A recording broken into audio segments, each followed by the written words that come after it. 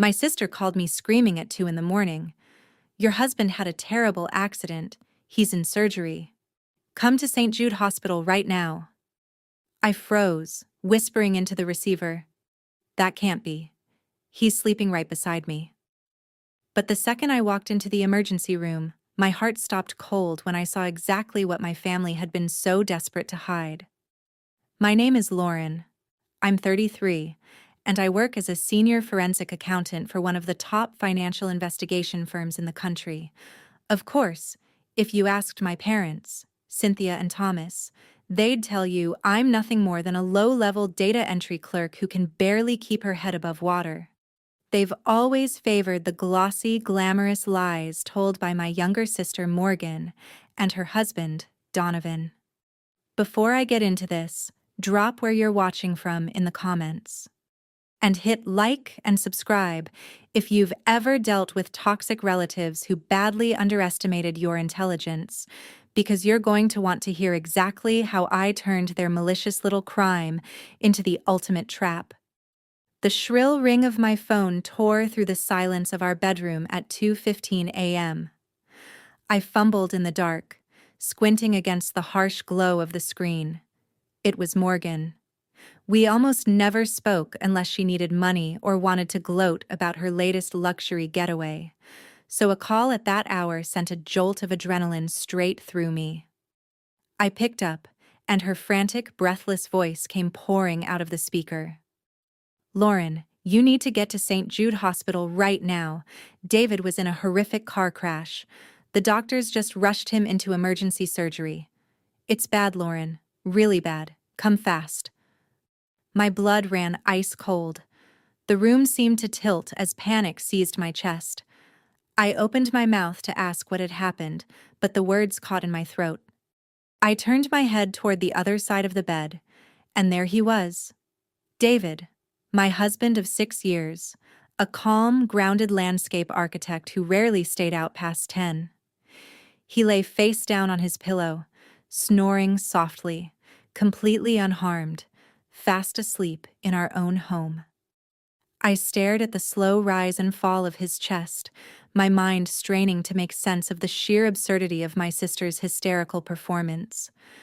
I pulled the phone away from my ear for a second, half convinced I'd somehow dialed into a nightmare instead of taking a real call. Morgan, meanwhile, was still delivering an award-worthy performance on the other end, fake sobs and all, demanding to know how soon I could get there. I didn't hang up.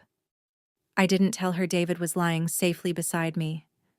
Instead, a sharp, cold clarity settled over me. This wasn't a prank Morgan was pulling. This was a scheme, carefully built and deliberately executed. My mind flashed instantly back to something that happened 5 years earlier. Morgan had once stolen my mail, intercepted a credit card offer addressed to me, and forged my signature to open an account in my name. She maxed it out within 3 days, buying a limited edition designer handbag, then strutted around at country club brunches showing it off. When the collection agency eventually called, I was livid and threatened to involve the police.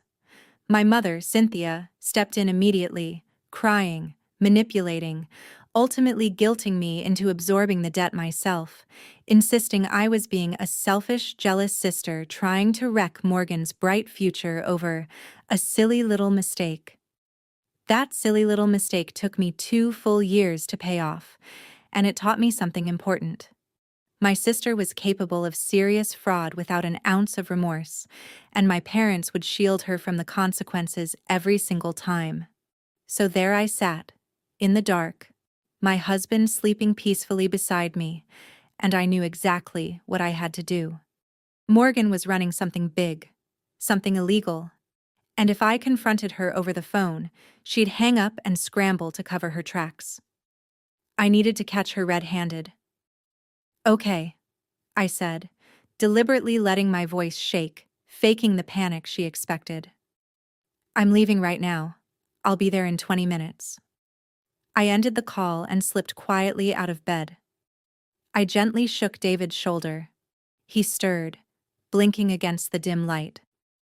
I told him Morgan had just called with some wild story and that I needed to get to the hospital to figure out what kind of scam she was running this time. David immediately wanted to come with me, his protective instincts kicking in right away, but I told him to stay home, keep the doors locked, and not answer his phone. If Morgan or my parents found out he was perfectly fine, they'd rewrite their story before I had a chance to gather any evidence at all. I threw on sweatpants and a heavy coat, grabbed my keys, and drove through the empty city streets, my mind racing to piece the puzzle together. Morgan was married to Donovan, a smooth-talking man who claimed to be a luxury real estate entrepreneur. He always wore tailored Italian suits, drove a flashy sports car, and talked loudly and often about his multi-million-dollar investment funds. But as a forensic accountant, I'd long noticed the glaring cracks in his story. The expensive dinners were always charged to a rotating cast of corporate credit cards, and he was constantly hitting up our parents' wealthy friends for bridge loans. If Donovan and Morgan were tangled up in a hospital emergency at 2 in the morning, and they were desperately using David's name to do it, there could only be one explanation. Someone needed urgent medical care, and they needed my husband's spotless insurance to pay for it. I pulled into the parking lot of Street Jude, gripping the steering wheel so tightly my knuckles ached. The automatic doors slid open, fluorescent light flooding over me for a moment, and I braced myself for the performance of a lifetime. I expected to find my sister in tears, pacing the waiting room, playing the role of the devastated family member. Instead, I spotted Morgan standing near the billing counter, fully dressed in designer clothes, makeup flawless, without a single tear in sight. Her face was cold, composed, calculating. She watched me come through the doors. She didn't rush to hug me. She didn't say a single word of comfort about my supposedly dying husband. Instead, she snatched a thick stack of intake forms off the counter, marched toward me, and pressed a blue ink pen straight into my chest. "Sign the guarantor form for the patient's wife," she ordered, her voice stripped of every trace of the hysteria she'd used on the phone. "Your Platinum corporate insurance covers 100% of major surgeries, right? Sign it fast so the doctor can operate." I looked down at the clipboard jammed against my chest. The bold black letters at the top of the form seemed to scream at me. Patient name, David Collins. Right beneath it, neatly printed in blue ink, sat my husband's actual social security number. My blood boiled. This wasn't a desperate lie to drag me out of bed in the middle of the night. This was a calculated federal crime. In my line of work, I spend my days staring at forged documents, tracking money laundering, wire fraud, identity theft. I know exactly what it looks like when someone tries to slip past the financial system. Medical identity theft carries massive fines and years in prison. I've personally helped send corrupt executives away for exactly this kind of paperwork. And here was my own sister, standing under harsh hospital lighting, casually handing me a felony on a plastic clipboard. If I signed that paper claiming to be David's wife, authorizing a surgery he wasn't even having, I would be committing insurance fraud myself, a willing accomplice to a federal crime. I yanked the clipboard out of her manicured hands, narrowing my eyes. "You used David's social security number," I said, my voice dangerously low. "How did you even get this?" Morgan rolled her eyes, shifting impatiently in her expensive heels. "Does it matter? Mom keeps copies of old tax returns in her home office. I just grabbed the file." "Stop making a big deal out of nothing, Lauren. The hospital needs spousal consent to authorize billing and get him into the OR. Your company gives you that elite coverage. It won't cost you a single penny. Just sign it so we can be done with this." "A big deal out of nothing," I repeated. The audacity of it took my breath away. She was asking me to defraud an insurance company out of hundreds of thousands of dollars, risking my career, my freedom, purely to save her own skin. I shoved the clipboard back against her chest. "Where is he?" Morgan stumbled back a step, clearly not expecting resistance. "What are you doing? I told you he's prepping for surgery. You can't go back there." I pushed past her anyway, my sneakers squeaking against the polished floor. The double doors leading to surgical prep and intensive care sat just a few yards ahead, and I marched straight for them, ignoring Morgan's frantic protests as she scrambled to keep up. "Lauren, stop. You're going to ruin everything," she hissed, grabbing for my arm. I yanked it away hard enough to make her stumble again. "Watch me," I snapped. I pushed through the heavy doors and scanned the row of glass-walled recovery rooms. The nurses' station buzzed with alarms and humming machines, a chaotic symphony that matched the fury building inside my chest perfectly. I moved down the sterile white corridor, checking the digital displays above each door until I found it. Room 4. The screen read, "Collins, David." I stepped up to the observation window and looked inside. A man lay unconscious on the bed, hooked to a ventilator and several IV lines, his head wrapped heavily in white bandages that obscured most of his face. A rigid cervical collar braced his neck, and a heavy cast encased his left leg. The heart monitor beeped in a slow, steady rhythm. At a quick glance, you might assume it was simply a tragic accident. But I don't do quick glances. I'm trained to study the details. My husband is a landscape architect who spends his days working outdoors under the sun, a white man with a farmer's tan and calloused hands. The man in that bed, despite the bandages covering most of his face, had deep brown skin. His right arm, resting outside the thin hospital blanket, was fully exposed, covered in thick, intricate tattoos winding around his bicep and forearm. I recognized them instantly. A stylized skyline of luxury properties, a massive lion's head on the shoulder. It was the exact sleeve of ink Donovan loved to show off whenever he wore his custom polos to my parents' house. On the bedside table, inside a clear plastic belongings bag, sat a heavy gold chain, his signature chain. There was no mistaking it. The man lying in room 4, about to receive an enormously expensive life-saving surgery under my husband's identity, was Donovan, my brother-in-law. The man who claimed to run a multi-million-dollar luxury real estate empire was, at that very moment, committing felony fraud because he couldn't afford his own hospital bill. I stood frozen, absorbing the sheer insanity of it. They had wheeled Donovan into the ER, slapped David's identity onto him, and gambled that an overworked, chaotic emergency staff would process the paperwork without asking too many questions. They were counting entirely on my compliance to seal the deal and foot the bill. Morgan stepped up beside me, peered through the glass, then turned to face me. The grieving family mask was gone completely. Her features twisted into something closer to desperate entitlement. "You see him?" she whispered harshly, glancing over her shoulder to make sure no nurse was within earshot. "He crashed his car. It's a disaster. He needs this surgery right now." I turned slowly to look at her. "That's Donovan," I said flatly, letting the weight of her crime hang in the air between us. "You stole my husband's identity to admit Donovan." "Keep your voice down," Morgan snapped, her manicured nails digging into my forearm. Donovan was driving a sports car he just leased. He had a few drinks. He hit a concrete barrier. He doesn't have real health insurance, Lauren. His business is going through a rough patch right now. If we admit him under his own name, he'll be buried under $500,000 in medical debt. The hospital will garnish his accounts. "So your solution is to commit federal fraud?" I asked, shaking her hand off in disgust. "You want me to commit federal fraud to bail your husband out of his own drunk driving accident?" Morgan's jaw clenched, and that familiar toxic rage flickered in her eyes, the one she always reserved for moments she wasn't getting her way. She leaned in close, her breath hot against my cheek. "He's in the middle of closing funding for a massive luxury condo project. If his investors find out he was driving drunk, crashed an uninsured car, and is drowning in debt, they'll walk.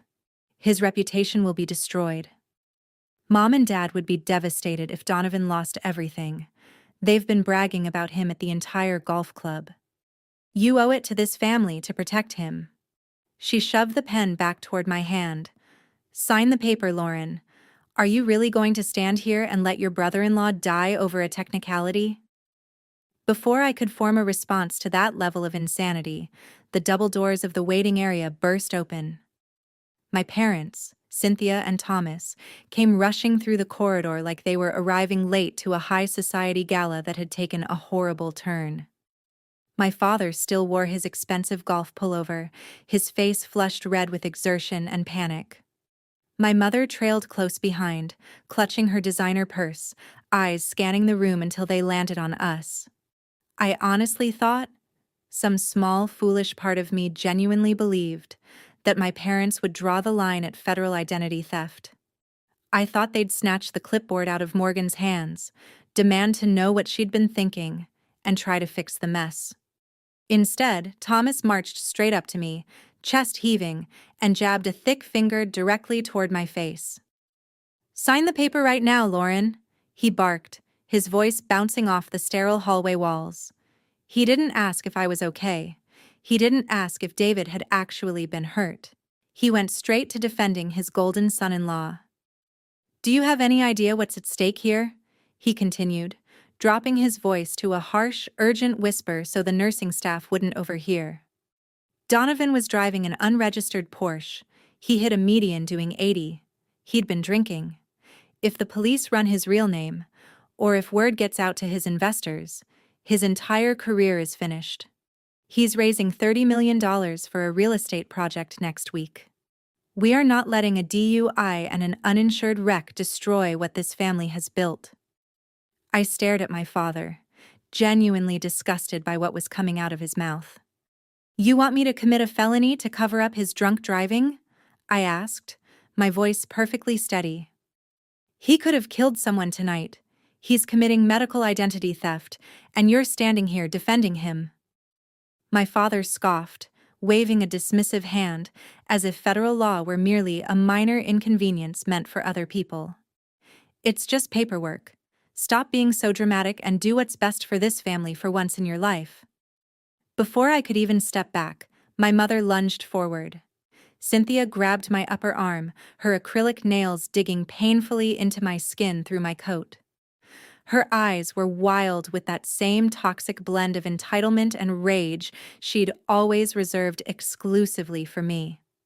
"Your husband is just a guy who plants bushes for a living," she hissed, her face inches from mine, completely disregarding the fact that David holds a master's degree in landscape architecture. "If his medical record gets a little messy, if his premiums go up, nobody is going to care. He doesn't have elite investors digging through his background. Donovan does. Donovan is going to be a multimillionaire." I tried to pull my arm free, but her grip held like a vice. She leaned in closer, her breath thick with the smell of expensive wine from whatever dinner party they'd abandoned to come here. "Don't be selfish, Lauren," she spat, venom dripping from every word. "Don't ruin this the way you ruined things last time. Are you going to be as spiteful as you were when you refused to hand over your house down payment to pay for Morgan's wedding? We needed that money for the country club venue, and you selfishly kept it for that mediocre suburban house with your gardener husband. You owe your sister this. You owe us." The memory hit me like a physical blow, but it also crystallized everything with perfect clarity. 5 years earlier, David and I had saved every spare dollar to put a down payment on our first home. Morgan had torn through her own wedding budget in a matter of weeks and demanded my life savings to bankroll her extravagant reception. When I refused, my parents didn't speak to me for 6 months, insisting I lacked any sense of family loyalty. They genuinely believed the money I'd worked 80-hour weeks to earn belonged to Morgan by default. Now, apparently, they believed my husband's identity, his pristine credit, his clean legal record, also belonged to Morgan and her fraudulent husband. They were entirely willing to throw David and me under the bus, potentially into federal prison, just to keep the illusion of Donovan's fake empire alive. They weren't just toxic, They were morally bankrupt, through and through.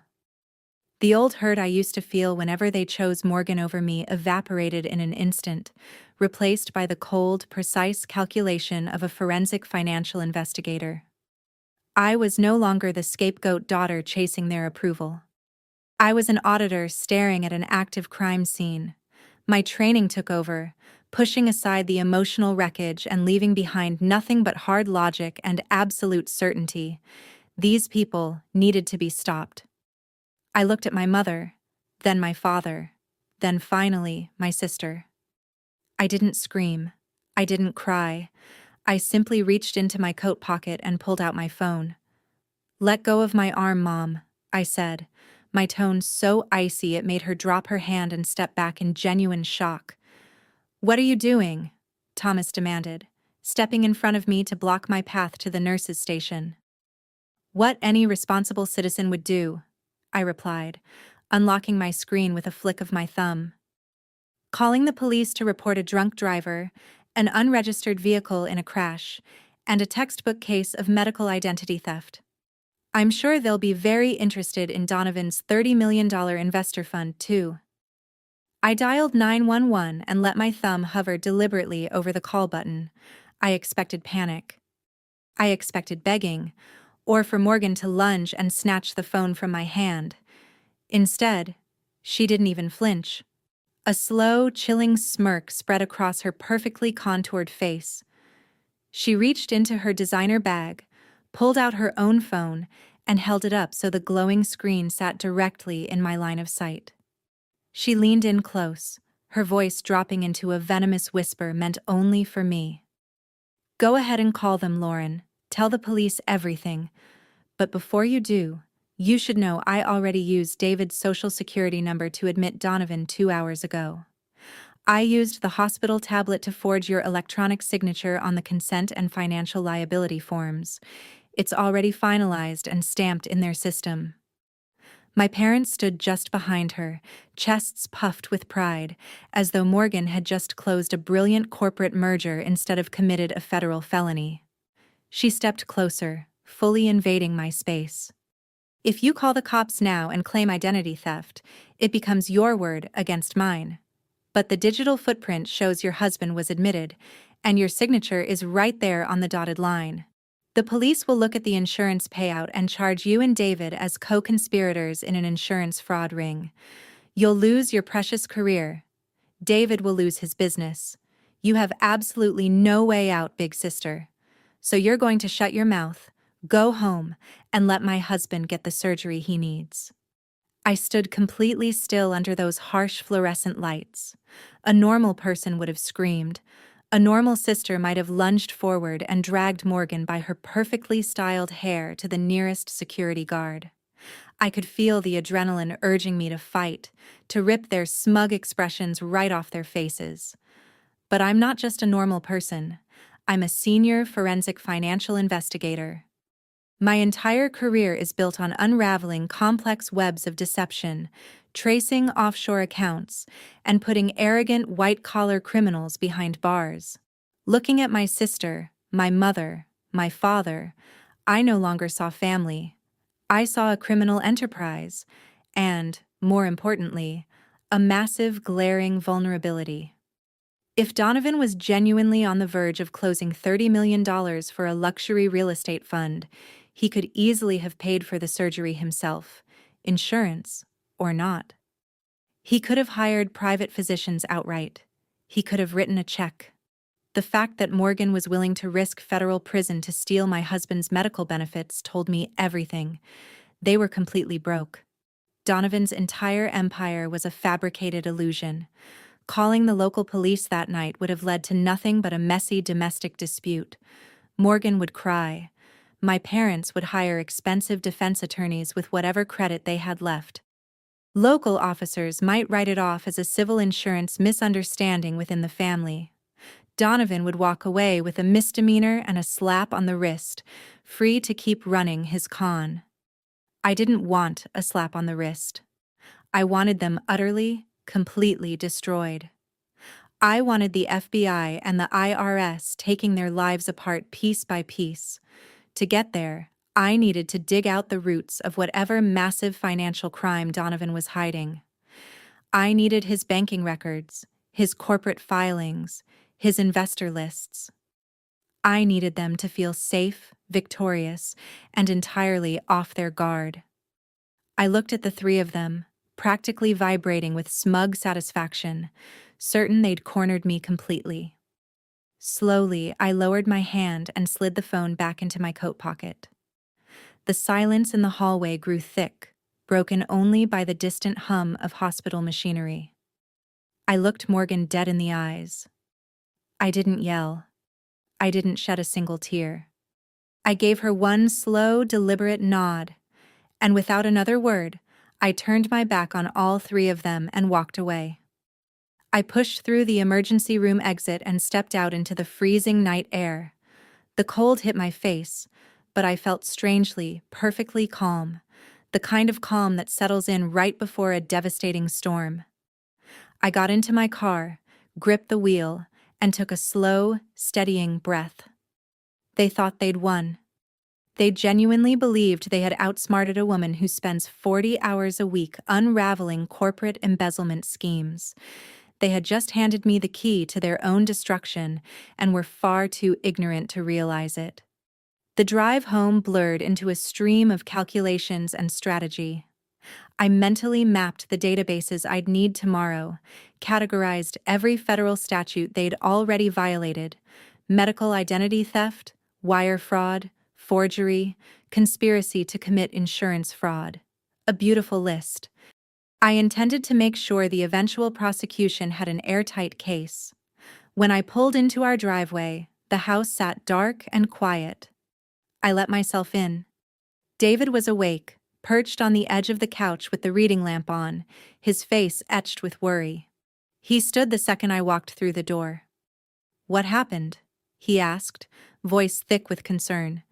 "Is everyone alive? What kind of scam is Morgan running this time?" I hung up my coat and crossed the room to my husband, a man who works hard, pays his taxes, and never asks for anything he hasn't earned. Looking into his honest eyes, I knew I had to be careful.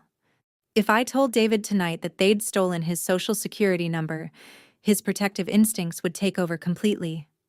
He'd drive straight back to that hospital and throw a punch that could land him in a cell. Donovan crashed his leased sports car, I said instead, keeping my voice level and soothing. He was driving drunk. Morgan wanted me to help cover it up from the police. I refused and walked out. David let out a long sigh, dragging a hand down his face. "Of course she did.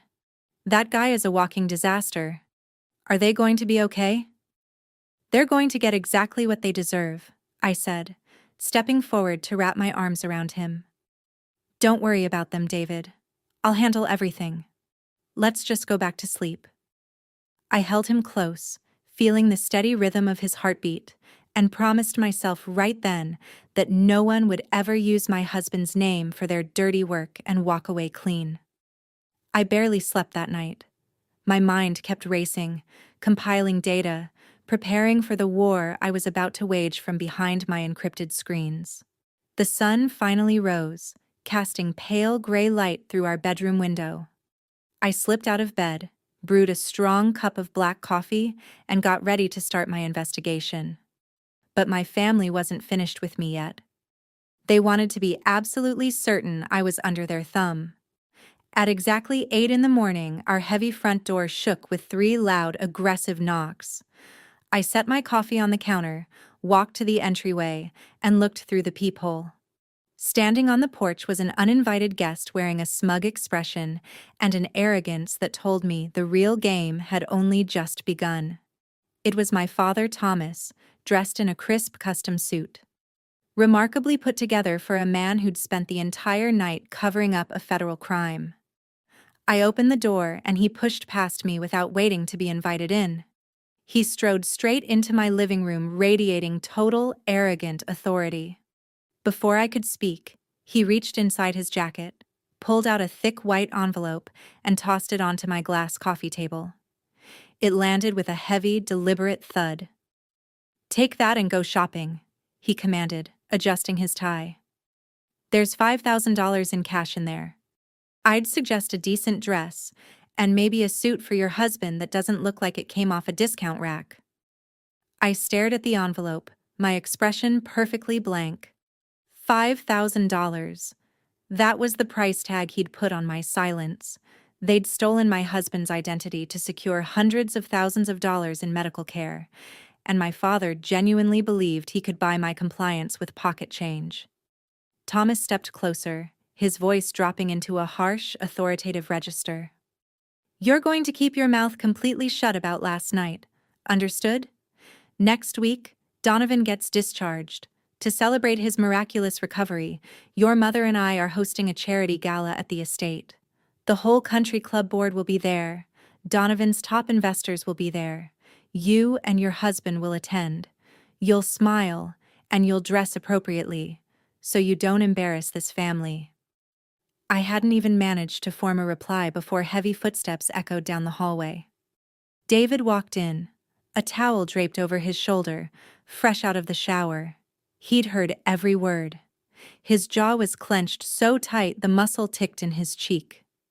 David is a patient man, gentle by nature, the kind of guy who spends his days designing peaceful landscapes. But watching someone disrespect his wife in their own home was his absolute limit. "Get out of my house," he said, voice dangerously low, stepping forward to plant himself directly between my father and me. "You don't walk into my home, throw dirty money on my table, and talk to my wife like she's your employee. Take your envelope and get out, right now." My father didn't flinch. Instead, Thomas tipped his head back and let out a short, condescending laugh, looking at David the way you'd look at a stray dog that had wandered onto a pristine fairway. "You should be on your knees thanking God this family even let you through the door," Thomas sneered, his eyes full of disdain. "Who exactly do you think you're talking to? If it weren't for the referrals I've thrown your way, how would your little gardening business get any clients at all? You plant bushes for a living, David. You're a glorified lawn boy. You need us. We don't need you." The air in the room turned instantly volatile. David took another step forward, fists curling at his sides. I knew my husband. He was seconds from physically throwing my father out the door. That would have handed my family exactly what they wanted. A chaotic domestic incident they could spin to paint us as the unstable, violent ones, muddying the waters and pulling attention away from their own federal crimes. I couldn't let that happen. I needed clean, undisputed evidence. I needed them to feel completely invincible. I reached out and grabbed David's forearm, squeezing it firmly, sending a silent, urgent signal. He looked back at me, confusion and a flicker of betrayal in his eyes, clearly wondering why I was holding him back. I stepped around him, picked the white envelope up off the coffee table, and looked directly into my father's arrogant eyes, forcing the corners of my mouth into a calm, practiced smile. "Thank you, Dad," I said, keeping my voice soft, submissive.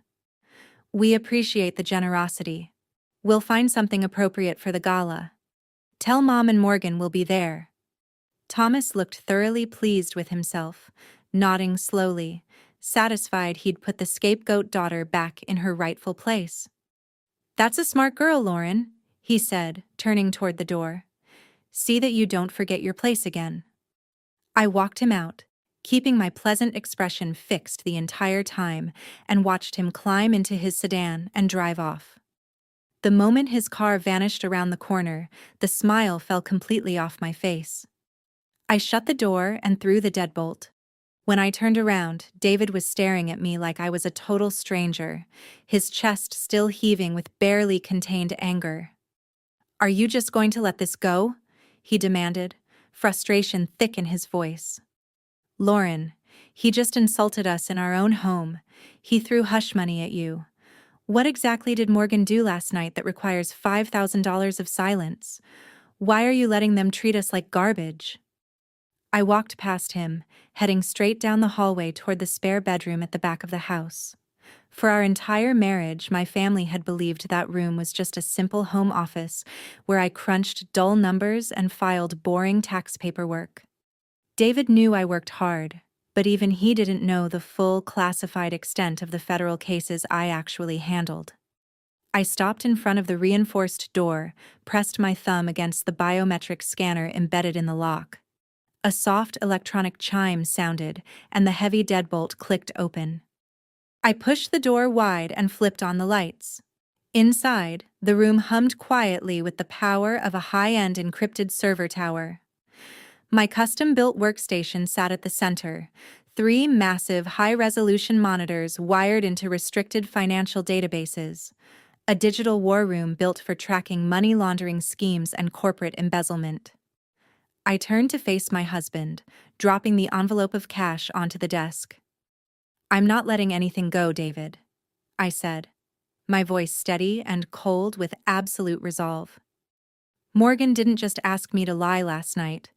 She stole your social security number to admit Donovan into the hospital.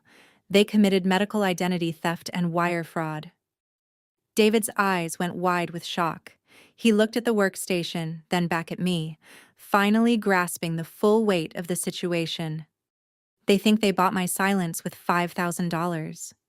They think I'm just a quiet, obedient data entry clerk who'll roll over and take their abuse," I continued, booting up my encrypted network. "It's time they find out exactly what your wife actually does for a living."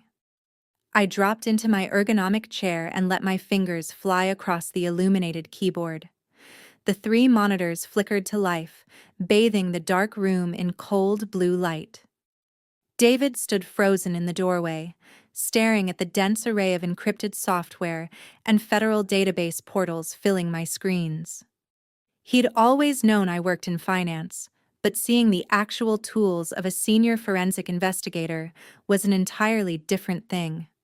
I bypassed the standard commercial credit checks. Those take days to update and only show surface-level damage. Instead, I logged directly into the proprietary tracking systems my firm uses to hunt offshore tax evaders and corporate embezzlers, entered my secure credentials, routed my connection through our encrypted servers, and typed in David's social security number. I hit enter and waited for the algorithm to pull every financial footprint tied to his identity nationwide. It took 14 seconds to compile. When the main screen populated with a sprawling web of red flags, my blood ran cold all over again.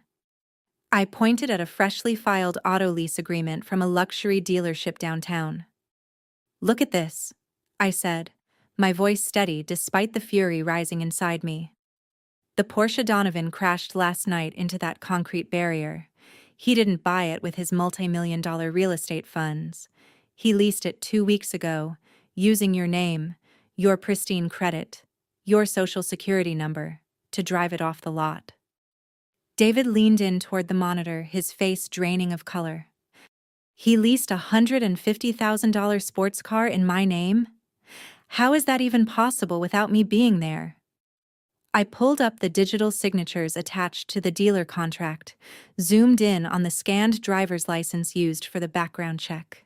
It was David's information, perfectly replicated. But the photograph on the counterfeit ID was Donovan's. They'd built a sophisticated identity theft operation right under our noses. "My mother probably supplied the tax documents they needed to verify your employment history," I said, calmly tracing the digital paper trail. "Morgan has always been manipulative, but this took real planning. They needed a spotless credit profile to keep up their fake billionaire lifestyle. And yours was sitting right there in my parents' filing cabinet the whole time." But the stolen car turned out to be only the beginning. I opened a second window and ran a deep diagnostic on every new line of credit tied to David's profile over the previous 12 months. The screen filled with a cascade of unauthorized accounts. My heart hammered against my ribs as I scrolled through the list. 5 high-tier premium credit cards had been opened in the past 6 months alone.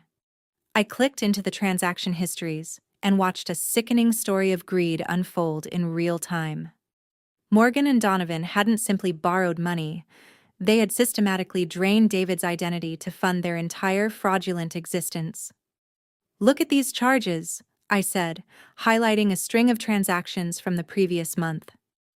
They maxed out a $30,000 limit on one card in under 3 weeks. Designer clothes, first-class flights, dinners at Michelin-starred restaurants. They even charged their country club membership dues to your name. Every time my parents bragged about Donovan's success and his luxurious lifestyle, they were bragging about stolen money. It got worse from there. I shifted to the cash advance histories. Donovan wasn't just buying material goods. He was actively draining liquid cash, routing multiple ATM withdrawals and wire transfers into a secondary shell account. Over $40,000 in pure cash advances, all pulled on David's stolen credit lines. David's grip tightened on the edge of my desk, knuckles going white. He looked like he was on the verge of exploding. "We're calling the police right now, Lauren," he said, his voice echoing in the quiet office. "I'm not paying for their vacations. I'm not taking the fall for a crashed Porsche. I'm going to have him arrested in his hospital bed." I stood immediately and placed my hands firmly on his shoulders, forcing him to meet my eyes. "I need you to trust me, David," I said, my tone absolute, unwavering. "If we call local police right now, they'll treat this as a messy domestic dispute. My parents will hire the most aggressive, expensive defense attorneys money can buy.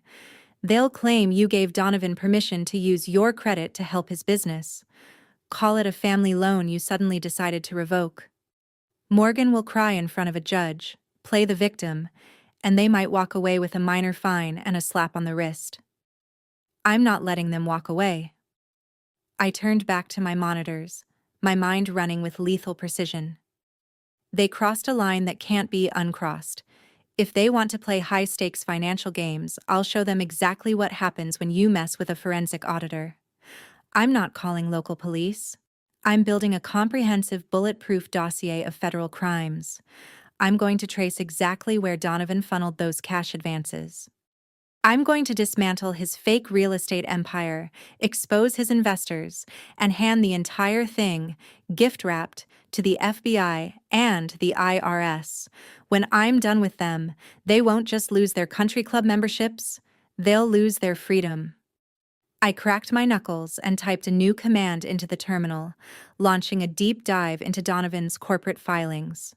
I needed to map out the exact structure of his supposed luxury real estate fund to understand how he was laundering the stolen money. The progress bar crept forward as the federal database compiled the records, and the room sat thick with anticipation. Then, the sharp, piercing sound of our doorbell shattered the quiet. David and I both jumped. I quickly switched one monitor over to the exterior security feed. Standing on our porch was a man neither of us recognized, wearing a cheap suit and holding a thick, intimidating manila envelope. He pressed the doorbell a second time, clearly impatient. I zoomed in on the envelope. Printed across the front in bold red ink were the words, "Urgent Legal Matter."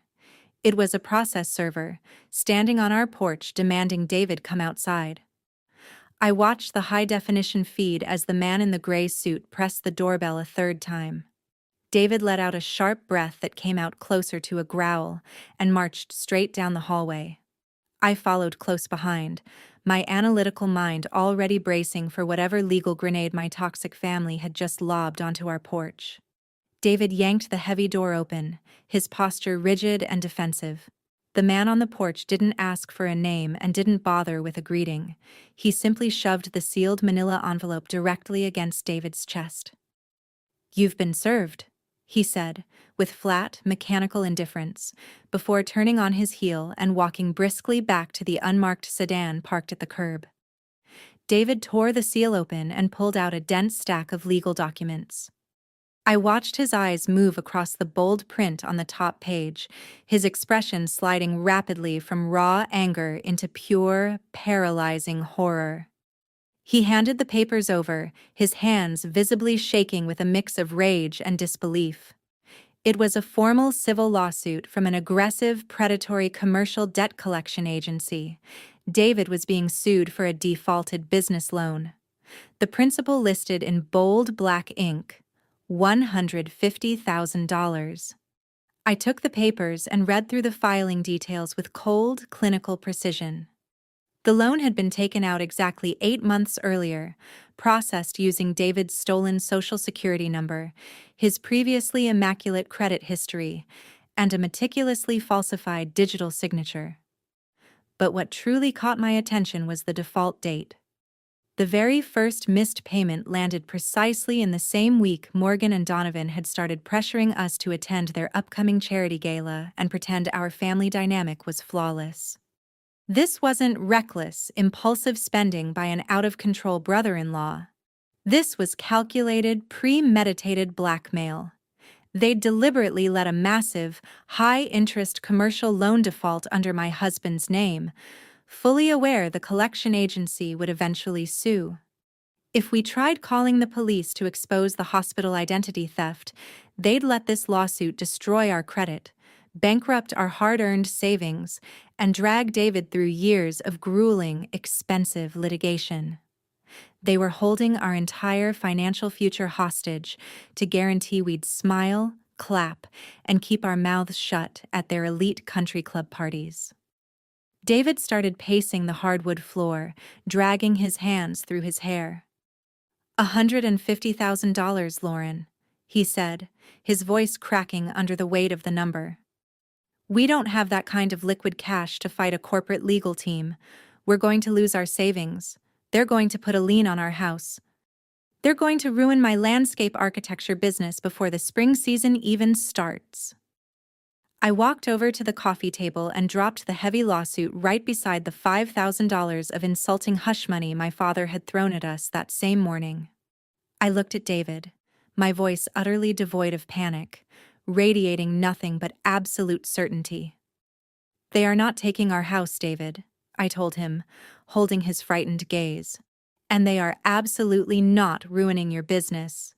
They just made a fatal, arrogant miscalculation. They brought a fraudulent financial lawsuit straight into the home of a senior forensic investigator. I took his hand and led him back into my secure office, locking the reinforced door behind us. I sat down at my workstation and cracked my knuckles. The anger I felt was no longer hot or chaotic.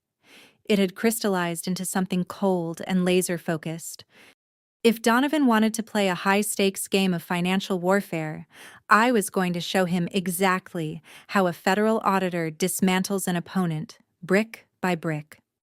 I pulled up the commercial loan documents on my encrypted server and immediately cross-referenced the banking routing numbers listed in the lawsuit. I needed to see exactly how Donovan was moving the money he'd stolen. My fingers flew across the keyboard, pulling deeply buried bank statements, offshore wire transfer logs, and hidden digital payment trails, slipping past standard commercial security walls and straight into the dark financial ecosystem Donovan had spent 2 years quietly building. For hours, the only sound in the room was the rapid clicking of my keyboard and David's steady, anxious breathing behind my chair.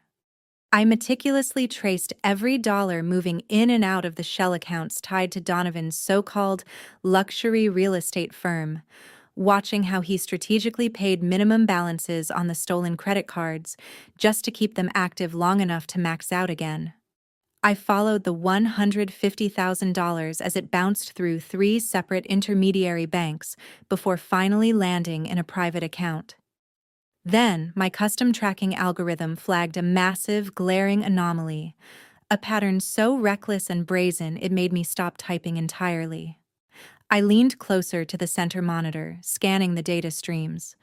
Donovan was making large, irregular cash deposits into his primary checking account to cover his lavish lifestyle, the tailored suits, the leased sports cars. But none of that money was coming from legitimate property sales. It wasn't coming from commercial real estate revenue or vetted institutional investors at all. I aggressively traced the source of the incoming wire transfers, and the names attached to the routing numbers scrolled across my screen one after another. Harrison Caldwell, Preston Montgomery, Edward Kensington. My heart slammed against my ribs. I recognized every one of those names instantly. Wealthy, prominent members of my parents' exclusive country club, my father's regular golf partners, my mother's high society friends. Donovan was taking direct personal wire transfers straight out of their private retirement and investment accounts. I commanded the software to zoom in on the full transaction map spread across my 3 screens, and a terrifying, monumental truth surfaced from the tangle of data. I checked the state registry for building permits. 0 results. I checked the municipal zoning board for commercial development contracts. 0 results. There were no luxury condominiums under construction, no commercial real estate acquisitions, no construction contracts whatsoever. Donovan's celebrated $30 million real estate empire was, in its entirety, completely fake. He wasn't a brilliant developer. He was a charismatic predator running a catastrophic financial scheme, and my parents' wealthy friends were his primary, unsuspecting targets. I pointed at the cascading numbers on my center monitor, my voice dropping to a harsh whisper. David, this isn't just a fake real estate company. This is a textbook, multi-million-dollar Ponzi scheme. David stared at the screen, tracking the chaotic web of wire transfers I'd just laid out. A Ponzi scheme? He asked, disbelief thick in his voice. You mean he's not building anything at all? Absolutely nothing? Look at the flow of capital, I said, fingers flying to isolate the largest transactions. When Donovan receives a massive wire transfer from one of my father's golf buddies, he doesn't route that money into a commercial development account. He doesn't buy land. He doesn't hire contractors. He takes that fresh cash and uses a small fraction of it to pay off earlier investors, labeling it as a quarterly dividend. He manufactures the illusion of a thriving, profitable enterprise. I opened another encrypted window, tracking what remained of the stolen funds, my stomach turning. He funnels the rest straight into offshore shell accounts in the Cayman Islands to keep it hidden from domestic tax audits, then uses those hidden accounts to lease the sports cars, buy the designer suits, fund the lavish vacations Morgan's constantly flaunting on social media. They're living like royalty on stolen retirement funds. The sheer scale of it was breathtaking. But the most sickening realization hit me when I looked again at the victims' names: Harrison Caldwell, Preston Montgomery, Edward Kensington. These weren't random, unsuspecting strangers. These were the pillars of my parents' own social circle. My parents didn't just turn a blind eye to Donovan's fraud, I said, the cold truth settling over me. They actively facilitated it. Thomas and Cynthia are so hopelessly obsessed with status, so desperate to show off their brilliant billionaire son-in-law, that they practically served their own friends to him on a silver platter. They paraded Donovan around the country club bragging about his exclusive fund, basically handling the networking and recruiting for his own Ponzi scheme. They're his primary marketing team. David gripped the back of my chair, knuckles white. We have to call the police right now, Lauren. We have the proof. We have the bank records. If we show this to local authorities, they can arrest him before he steals another dime. I shook my head immediately, shutting the idea down. No, David. Local police departments aren't equipped to handle complex, multi-layered offshore financial crimes. If we call local cops, they'll launch a standard investigation, and Morgan and Donovan will catch wind of it almost immediately. I cracked my knuckles and typed a fresh command into the terminal, launching a deep dive into Donovan's corporate filings. I needed to see the exact structure of his so-called luxury real estate fund to understand precisely how he was laundering the stolen money. The progress bar on my screen filled slowly as the federal database compiled the records. The silence in the room was thick with anticipation, almost humming with it. Suddenly, the sharp, piercing sound of our front doorbell shattered the quiet concentration of the house. David and I both jumped. I quickly switched one of my monitors to the exterior security camera feed. Standing on our front porch was a man we had never seen before. He wore a cheap, ill-fitting suit and gripped a thick, intimidating manila envelope firmly in both hands. He reached out and pressed the doorbell a second time, looking highly impatient. I zoomed the camera in on the envelope. Printed across the front in bold red ink were the words, "Urgent legal matter." It was a process server standing at our door, loudly demanding that David come outside. I watched the high-definition security feed as the man in the cheap gray suit pressed our doorbell a third consecutive time. David let out a sharp breath that sounded more like a low growl and marched straight down the hallway. I followed closely behind him, my analytical mind already bracing for whatever legal grenade my toxic family had just lobbed onto our front porch. David yanked the heavy wooden door open, his posture rigid and defensive. The man on the porch did not ask for a name. He did not offer a polite greeting. He simply shoved a thick, heavily sealed manila envelope directly against David's chest. "You have been served," the man stated with absolute mechanical flatness. Without another word, he turned on his heel and walked briskly back to his unmarked sedan parked on the street. David tore open the tight seal of the envelope and pulled out a dense stack of legal documents. I watched his eyes scan the bold print on the top page, his expression shifting rapidly from raw anger to a deep, paralyzing horror. He handed the papers to me, his hands physically shaking with a mix of rage and disbelief. It was a formal civil lawsuit from a highly aggressive, predatory commercial debt collection agency. The plaintiff was suing David for a defaulted business loan. The principal amount listed in bold black ink was $150,000. I took the papers and read through the filing details with cold, clinical precision. The loan had been taken out exactly 8 months ago. The application had been processed strictly using David's stolen Social Security number, his previously immaculate credit history, and a meticulously falsified digital signature. But what truly caught my attention was the default date. The very first missed payment aligned perfectly with the exact week Morgan and Donovan started demanding we attend their upcoming charity gala and pretend our family dynamic was flawlessly perfect. This was not reckless, impulsive spending by an out-of-control brother-in-law. This was calculated, premeditated blackmail. They had deliberately let a massive, high-interest commercial loan go into default under my husband's name. They knew the collection agency would file a lawsuit. If we tried to call the police to blow the whistle on the hospital identity theft, they would let this lawsuit completely destroy our credit, bankrupt our hard-earned assets, and drag David into years of grueling, expensive litigation. They were holding our entire financial future hostage to make sure we smiled, clapped, and kept our mouths shut at their elite country club parties. David began pacing the hardwood floor of the living room, running his hands furiously through his hair. $150,000, Lauren, he said, his voice cracking under the immense weight of the number. We don't have that kind of liquid cash to fight a corporate legal team. We're going to lose our savings. They're going to put a lien on our house.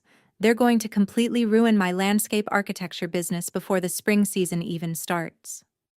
I walked over to the coffee table and dropped the heavy lawsuit directly beside the $5,000 in insulting hush money my father had thrown at us earlier that morning. I looked at David, my voice completely devoid of panic, radiating nothing but absolute certainty. "They are not taking our house, David," I told him, holding his panicked gaze. "And they are certainly not ruining your business. They just made a fatal, arrogant miscalculation.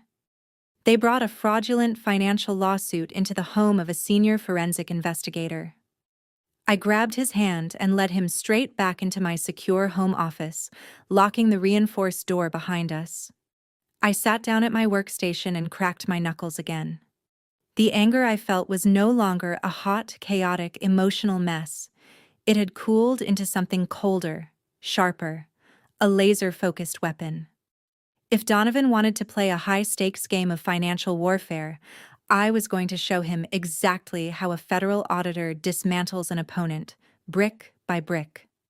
I pulled up the commercial loan documents on my encrypted server and immediately cross-referenced the banking routing numbers listed in the lawsuit. I needed to see exactly how Donovan was moving the money he had stolen. My fingers flew across the illuminated keyboard, pulling deeply buried bank statements, offshore wire transfer logs, and hidden digital payment trails. I effortlessly bypassed the standard commercial security walls, digging straight into the dark financial ecosystem Donovan had built over the past 2 years. For several intense hours, the only sound in the room was the rapid, rhythmic clicking of my keyboard and David's steady, anxious breathing behind my chair. I meticulously traced every dollar that flowed in and out of the shell accounts tied to Donovan's supposed luxury real estate firm. I watched how he strategically paid the absolute minimum balances on the stolen credit cards, just enough to keep them active long enough to max them out again. I tracked the flow of the $150,000, watching it bounce through 3 different intermediary banks before landing in a private account. Then my custom tracking algorithm flagged a massive, glaring anomaly, a pattern so reckless and brazen that it made me stop typing entirely. I leaned closer to the center monitor, my eyes scanning the data streams. Donovan was making large, irregular cash deposits into his primary checking account to cover his lavish lifestyle, his expensive tailored suits, and his leased sports cars.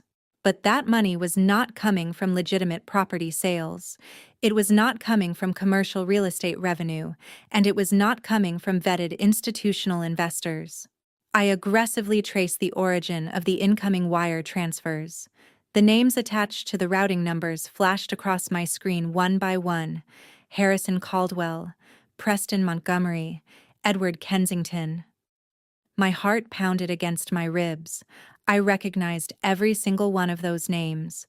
They were the wealthy, elite members of my parents' exclusive country club, my father's regular golf buddies, my mother's high society friends. Donovan was taking personal, direct wire transfers straight from their private retirement and investment accounts. I commanded the software to zoom in on the complex transaction map, connecting the dots across my 3 massive screens. A terrifying, monumental truth emerged from the tangled web of data. I checked the state registry for building permits. 0 results. I checked the municipal zoning board for commercial development contracts. 0 results. There were no luxury condominiums being built. There were no commercial real estate acquisitions. There were no construction contracts whatsoever.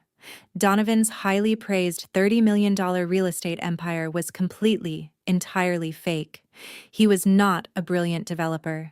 He was a charismatic predator running a massive, catastrophic financial scheme, and my parents' wealthy friends were his primary, unsuspecting targets. I pointed at the cascading numbers on my center monitor, my voice dropping to a harsh whisper. David, this isn't just a fake real estate company. This is a textbook, multi-million-dollar Ponzi scheme. David stared at the screen, his eyes tracking the chaotic web of wire transfers I had just mapped out. A Ponzi scheme? He asked, his voice thick with disbelief. You mean he's not building anything at all? Absolutely nothing? Nothing, I replied, my fingers flying across the keyboard to isolate the largest transactions. Look at the flow of capital. When Donovan receives a massive wire transfer from one of my father's wealthy golf buddies, he doesn't route that money into a commercial development account. He doesn't buy land. He doesn't hire contractors. He takes that fresh influx of cash and uses a fraction of it to pay off the previous investors, labeling it a quarterly dividend return. He creates the absolute illusion of a thriving, highly profitable enterprise. I opened another encrypted window, tracking the rest of the stolen funds, my stomach turning with disgust as the picture sharpened. And the rest of the money, he funnels straight into offshore shell accounts in the Cayman Islands to keep it hidden from domestic tax audits.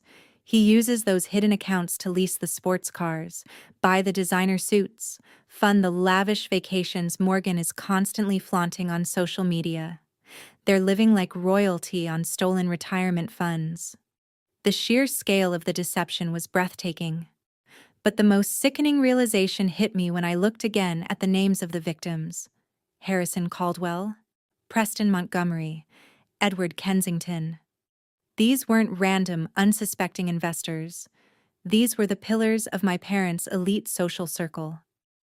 My parents didn't just turn a blind eye to Donovan's fraud, I said, the cold truth washing over me. They actively facilitated it. Thomas and Cynthia are so hopelessly obsessed with status, so desperate to show off their brilliant billionaire son-in-law, that they practically serve their own friends to him on a silver platter. They paraded Donovan around the country club, bragging about his exclusive real estate fund, basically doing all the networking and recruiting for his Ponzi scheme. They're his primary marketing team. David gripped the back of my chair, his knuckles white. We have to call the police right now, Lauren. We have the proof. We have the bank records. If we show this to the local authorities, they can arrest him before he steals another dime. I shook my head immediately, shutting the impulse down. No, David. Local police departments aren't equipped to handle complex, multi-layered offshore financial crimes. If we call the local cops, they'll launch a standard investigation, and Morgan and Donovan will catch wind of it almost instantly. They'll liquidate whatever cash is left in those domestic accounts, wire it to a non-extradition country, and vanish completely. Or worse, they'll use that stolen money to hire a ruthless defense team, drag this case through litigation for 10 years, and successfully frame you for the entire operation using your stolen identity. I turned my chair to face my husband, my expression hardening into stone. If we want to take down a predator like Donovan, we don't call the local police. We call the apex predators of the financial world. I swiveled back to my workstation and opened a highly secured, restricted communication channel. During my years as a forensic accountant, I had collaborated on several massive federal cases. I knew exactly who to contact. I initiated a direct encrypted line to Special Agent Mitchell, a senior investigator at the Internal Revenue Service Criminal Investigation Division. Mitchell and I had dismantled a corporate embezzlement ring 2 years earlier. He knew my work, and he knew I never cried wolf. I typed out a brief, urgent message outlining the framework of the Ponzi scheme, the offshore tax evasion, and the ongoing medical identity theft. I securely packaged the transaction maps, the forged loan documents, and the wire transfer logs, and sent them directly to his federal terminal. Within 10 minutes, my secure line lit up with an incoming call from Mitchell. I put him on speakerphone so David could hear. "Lauren," Mitchell said, his voice clipped and entirely professional. "I'm looking at the data packets you just transmitted. If this routing information is accurate, your brother-in-law is running a Grade A federal fraud operation. The tax evasion alone will put him away for a decade." "The data is bulletproof, Mitchell," I replied smoothly. "But we can't just freeze his accounts. He'll run. We need to catch him in the act of actively soliciting and accepting fraudulent funds, to lock in a wire fraud conviction that will actually stick. We need to trap him in a public setting, with all of his victims present." Mitchell paused for a moment, the sound of keyboard clicks echoing through the speaker. "I can get a federal task force assembled, including agents from the FBI's white-collar division. But we need a venue, Lauren. We need a specific event where he's actively pitching this fake fund to investors across state lines." I looked down at the $5,000 in hush money my father had thrown on our coffee table that morning. A cold, razor-sharp smile touched my lips. "I think I have the perfect venue," I told the federal agent. "Just give me a few weeks to set the stage." We spent the next hour coordinating the logistics of a massive, multi-agency sting operation. David stood by my side the entire time, listening as together we engineered the absolute destruction of my toxic family. 3 weeks later, the final piece of the puzzle arrived at our doorstep. I walked out to the mailbox and pulled out a thick, glossy envelope made of premium, heavy cardstock. I carried it inside and sliced it open with a letter opener. Inside was an ornate, gold-embossed invitation. It requested our presence at an exclusive fundraising gala hosted at the sprawling estate of Thomas and Cynthia. The elegant cursive text announced that the lavish event was being held to celebrate Donovan's miraculous recovery from his tragic accident and to officially launch the highly anticipated second phase of his luxury real estate investment fund. I stared at the invitation, my smile widening into something genuinely dangerous. The trap was perfectly set, and my arrogant family was about to walk right into it, blind to every single wire. The night of the gala arrived with a crisp, biting chill in the winter air. David and I pulled up to the sprawling iron-gated entrance of my parents' suburban estate. The massive circular driveway was already jammed with an endless parade of luxury vehicles. Valets in crisp white shirts rushed frantically to park imported sports cars and sleek black sedans. The entire property was lit by dramatic theatrical landscape lighting, casting a golden, artificial glow over the manicured lawns. It looked exactly like a scene torn from a high society magazine spread. But as a senior forensic accountant, I did not see glamour, and I did not see prestige. I saw an active, multi-million-dollar crime scene funded entirely by stolen retirement accounts, wire fraud, and identity theft. I took a deep, steadying breath, smoothed down the fabric of my tailored navy dress, and stepped out of the car. David walked closely beside me, his hand resting warmly on the small of my back, his presence a steady, grounding force amid the absolute circus of my toxic family. We barely made it past the grand marble foyer before my mother intercepted us like a heavily armed guard. Cynthia materialized from a crowd of wealthy guests, holding a crystal flute of expensive champagne. She wore an extravagant, floor-length sequined gown that sparkled aggressively under the massive crystal chandelier. Her eyes raked over my simple, elegant dress with undisguised contempt. "I explicitly told you to buy something appropriate with that cash your father gave you, Lauren," Cynthia hissed, stepping directly into my path to physically block me from entering the main ballroom. "Did you find that boring little outfit on a clearance rack at a discount outlet? You look like you're heading to a dull corporate board meeting, not a luxury fundraising gala." David stiffened beside me, his jaw clenching, but I squeezed his hand tightly, signaling him to stand down and stick to the plan. Cynthia leaned in closer, her expensive perfume suffocating the air between us, her voice dropping to a harsh, commanding whisper. "The local business press is here tonight, taking photos for the society pages. Do not embarrass this family with your pathetic middle-class aesthetic. I want you and your gardener husband to stay entirely away from the media area. Go stand by the buffet in the back, keep your mouth shut, and don't even think about speaking to Donovan's VIP investors." I offered her a perfectly polite, completely hollow smile. "Of course, Mom," I replied smoothly, my voice devoid of any emotion. "We'd hate to ruin your perfect, highly curated pictures." She gave me one last look of utter disgust before turning on her heel to greet a cluster of wealthy country club wives, her fake, dazzling smile instantly snapping back into place. David and I walked into the main ballroom, and the sheer scale of the fraudulent operation was breathtaking. An elegant string quartet played classical music in the corner. Waiters in tailored vests carried silver trays of caviar and vintage champagne through the crowd. In the absolute center of the room, surrounded by an eager, fawning crowd of elite investors, sat Donovan. He was positioned in a top-of-the-line motorized leather wheelchair, playing the role of the brave, tragic survivor to absolute perfection. His leg was propped up in a pristine white cast, and a custom-tailored suit jacket was draped meticulously over his shoulders to accommodate his medical bandages. He was laughing warmly, spinning heroic, entirely fabricated stories about swerving his sports car to avoid hitting a stray animal on a dark highway. He conveniently omitted the fact that he had been driving a stolen, unregistered Porsche while heavily intoxicated, and that the hospital bill for his tragic injuries was currently sitting under my husband's stolen Social Security number. The wealthy guests were practically throwing their sympathy and their thick checkbooks directly into his lap. As I watched this sickening theatrical display of manipulation, Morgan suddenly glided past me.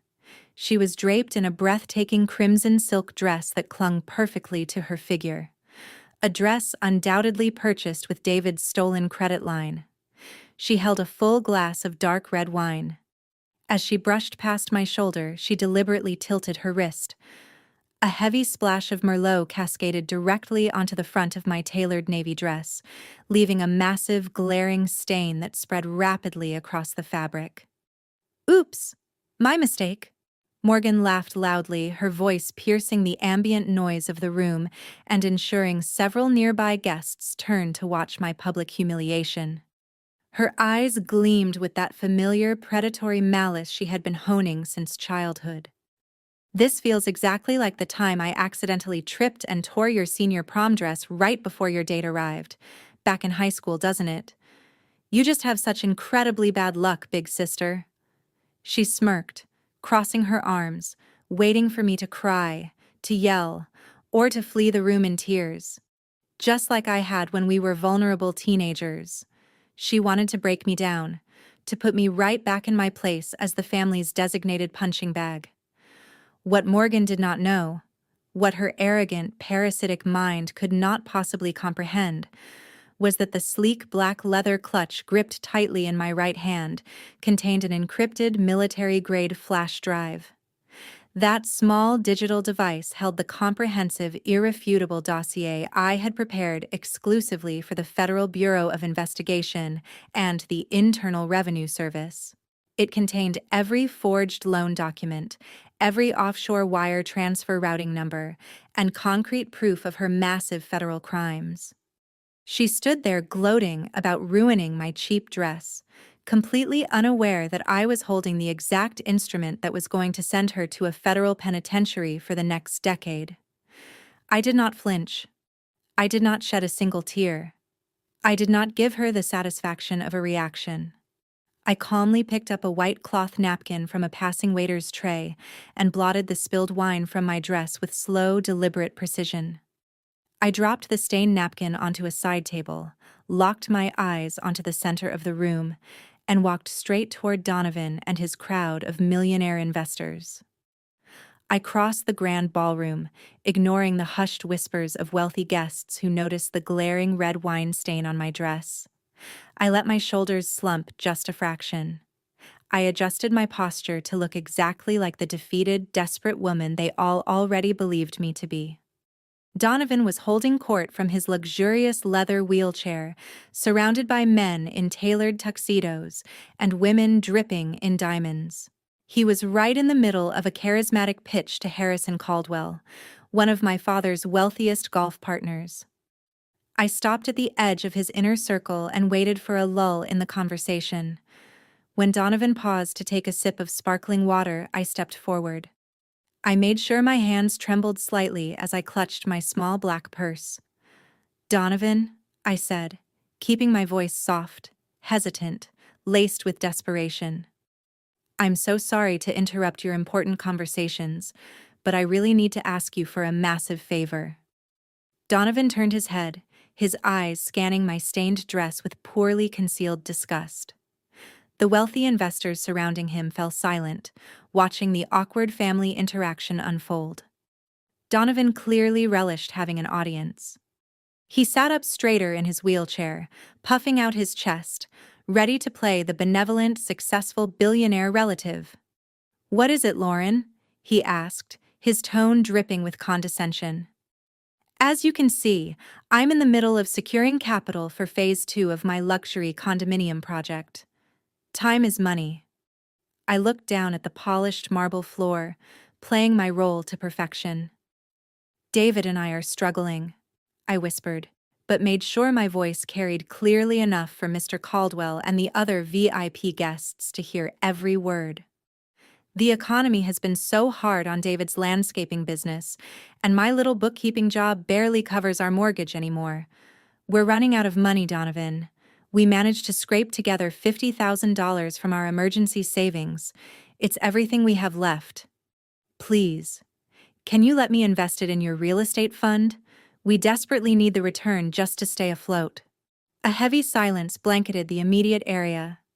I could see the profound pity on the faces of my parents' wealthy friends. But Donovan did not look pitying. He looked absolutely euphoric. The golden son-in-law was finally being begged for financial salvation by the pathetic, struggling older sister. It was the ultimate ego boost.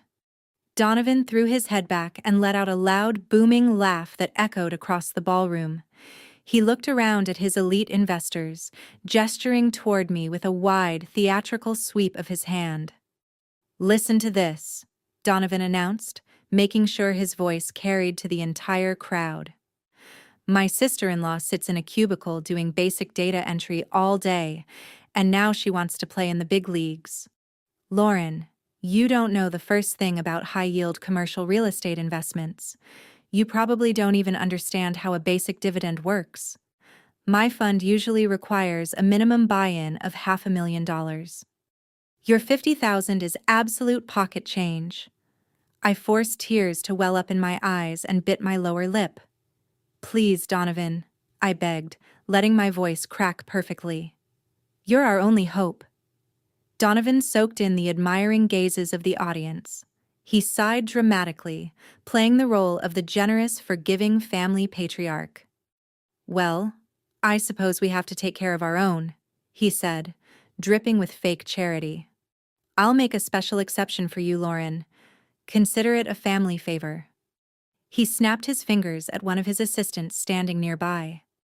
The assistant quickly handed him a sleek leather folder. Donovan pulled out a thick, legally binding contribution agreement and shoved it toward me, along with a gold-plated pen. "Here's the investment contract," Donovan said, his voice loud and incredibly arrogant.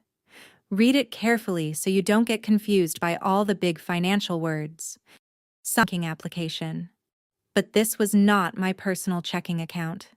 This was a highly restricted, heavily monitored portal directly linked to the federal task force. The $50,000 sitting in that account was federal bait money, meticulously tracked and cataloged by the Internal Revenue Service and the Federal Bureau of Investigation. I typed in the routing number Donovan had provided on his fraudulent contract. I entered the exact amount, $50,000. I looked up at Donovan, who was watching me with greedy, predatory eyes. I pressed the transfer button. A second later, a sharp, distinct chime echoed from the phone resting in Donovan's suit pocket. The notification had arrived. The money had officially landed in his account. Donovan smiled, a massive, victorious grin spreading across his face as he checked his screen. He truly believed he had just stolen the last remaining life savings of his pathetic sister-in-law. I lowered my phone, and the terrified, desperate expression vanished completely from my face. The corners of my mouth curled upward into a slow, razor-sharp smile. The moment that money crossed state lines and entered his offshore routing network, the trap snapped shut. The act of federal wire fraud was officially complete, and my brother-in-law had just signed his own ticket to federal prison. The string quartet abruptly stopped playing their classical melodies, replaced by the sharp, authoritative clink of a silver spoon against a crystal champagne flute. The low hum of wealthy chatter instantly died down. The grand ballroom fell into an expectant, heavy silence as a bright spotlight illuminated the raised mahogany stage at the far end of the room. My father, Thomas, stepped up to the podium. He adjusted the lapels of his custom-tailored tuxedo, puffing out his chest as he looked over the sea of elite investors, country club executives, and local socialites.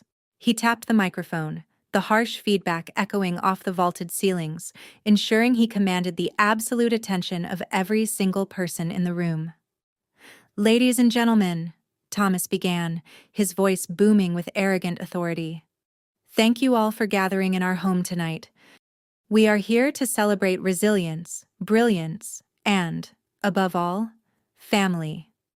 He gestured grandly toward the center of the room, where Donovan sat, perfectly positioned in his luxurious leather wheelchair, soaking up the spotlight like a sponge.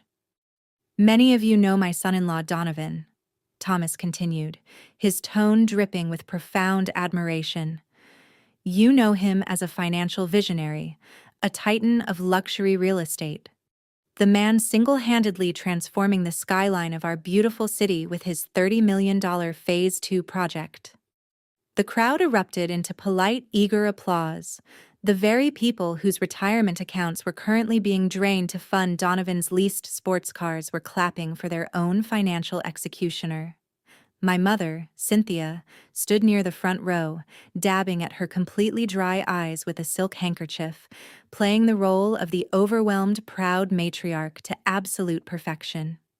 Recently, Thomas continued, lowering his voice to a dramatic false somberness, we almost lost him to a tragic accident. Yet, like everything Donovan does, he fought back. He survived. He emerged victorious. And standing right beside him through it all is my youngest daughter, Morgan.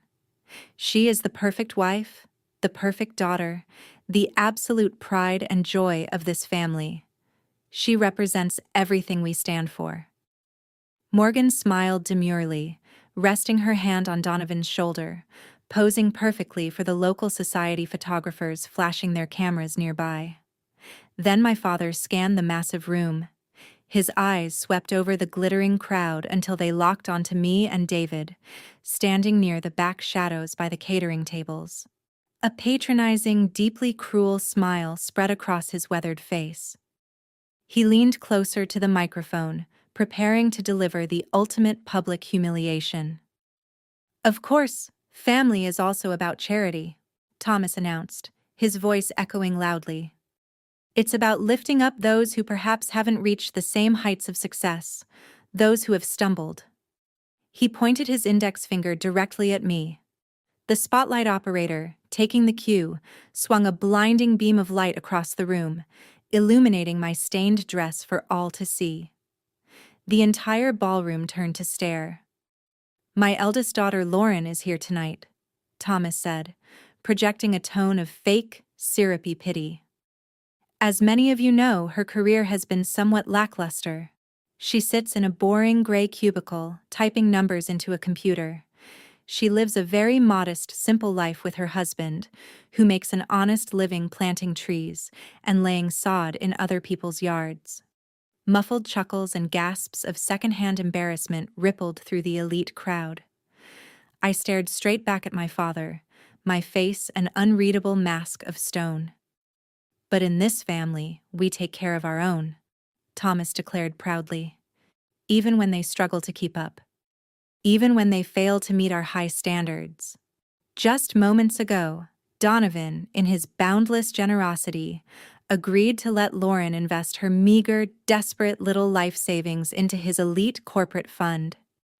He didn't need her pennies. It's absolute pocket change to a man of his stature. But he took her money anyway, just to give her a tiny taste of real success. That is the kind of incredible man he is. That is the kind of forgiving, wealthy family we are. The room broke into thunderous applause. The rich elites raised their expensive champagne flutes to toast Donovan's incredible mercy. They looked back at me with undisguised pity, viewing me as the pathetic charity case, the sister graciously being allowed to eat the scraps falling from Donovan's table. I could feel the heavy weight of their collective judgment, but it meant absolutely nothing to me, because I knew something they did not.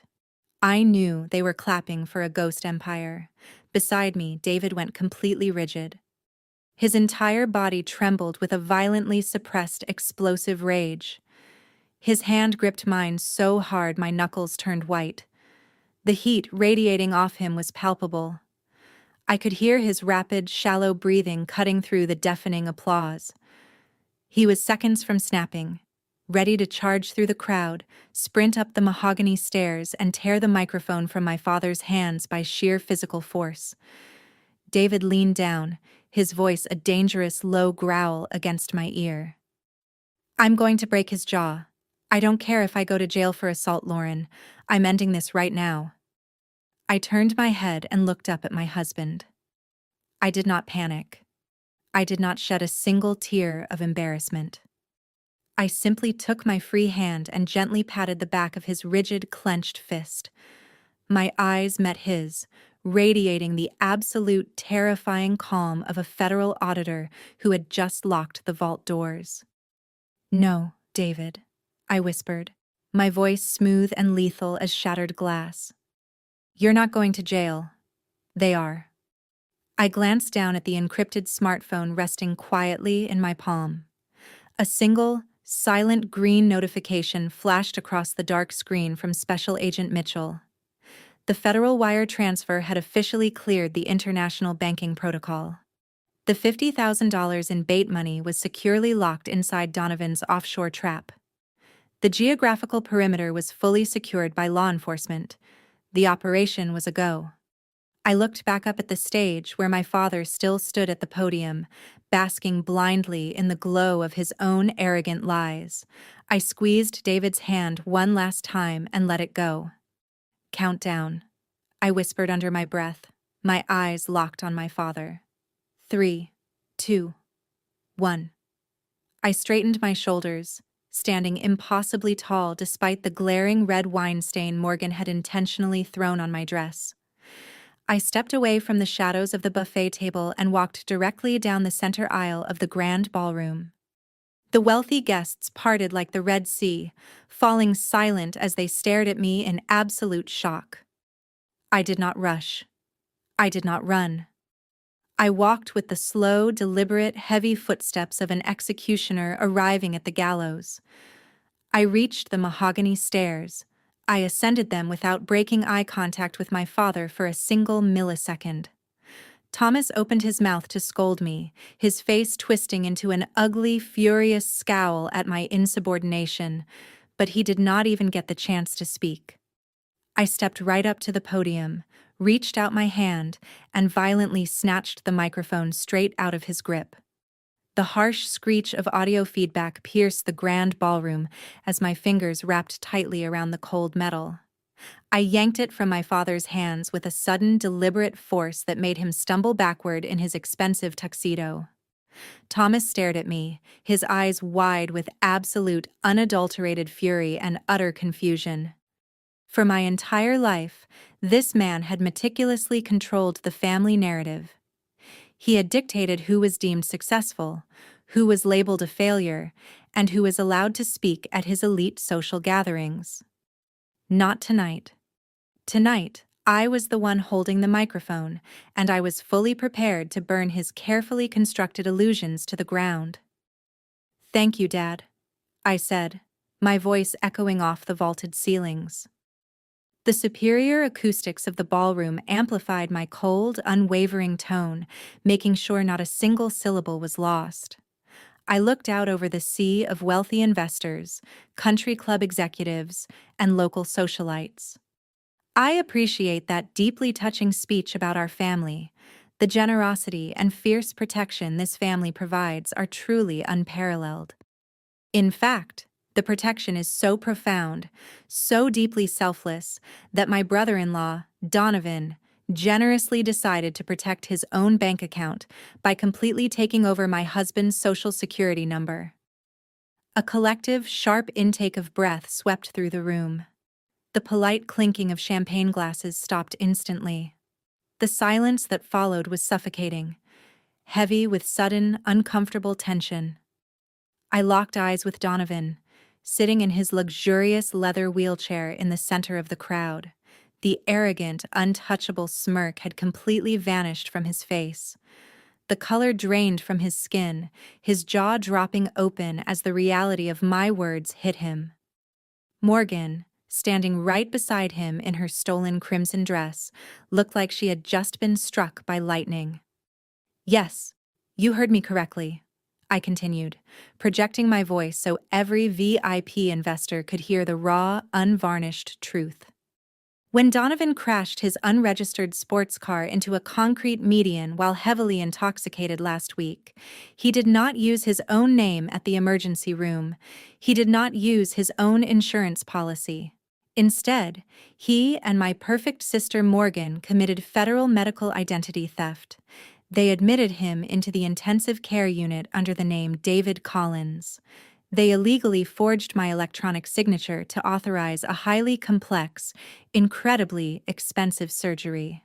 They seamlessly passed a $350,000 hospital bill directly onto our names. All so Donovan could sit here tonight and pretend to be a wealthy, responsible visionary without a single blemish on his record. The reaction from the crowd was instantaneous and explosive. The polished elite guests began murmuring in shock, exchanging horrified, suspicious glances with one another. This was no longer a minor family squabble or a simple misunderstanding. This was a highly public, highly detailed accusation of a major felony. My mother, Cynthia, absolutely lost her composure. The sophisticated, polite matriarch persona she had spent decades perfecting shattered completely. Her face turned an ugly, mottled shade of red. She pointed a shaking, manicured finger at the stage and let out a piercing, desperate shriek that cut through the murmurs of the crowd. "Turn off her microphone right now!" Cynthia screamed, her voice shrill and frantic. "She's lying. She's a jealous, unstable, bitter woman trying to ruin her sister's special night. Security, get up there and drag her off the stage. Throw her out of my house immediately." Two large, burly private security guards hired for the gala immediately stepped forward from the perimeter of the dining area.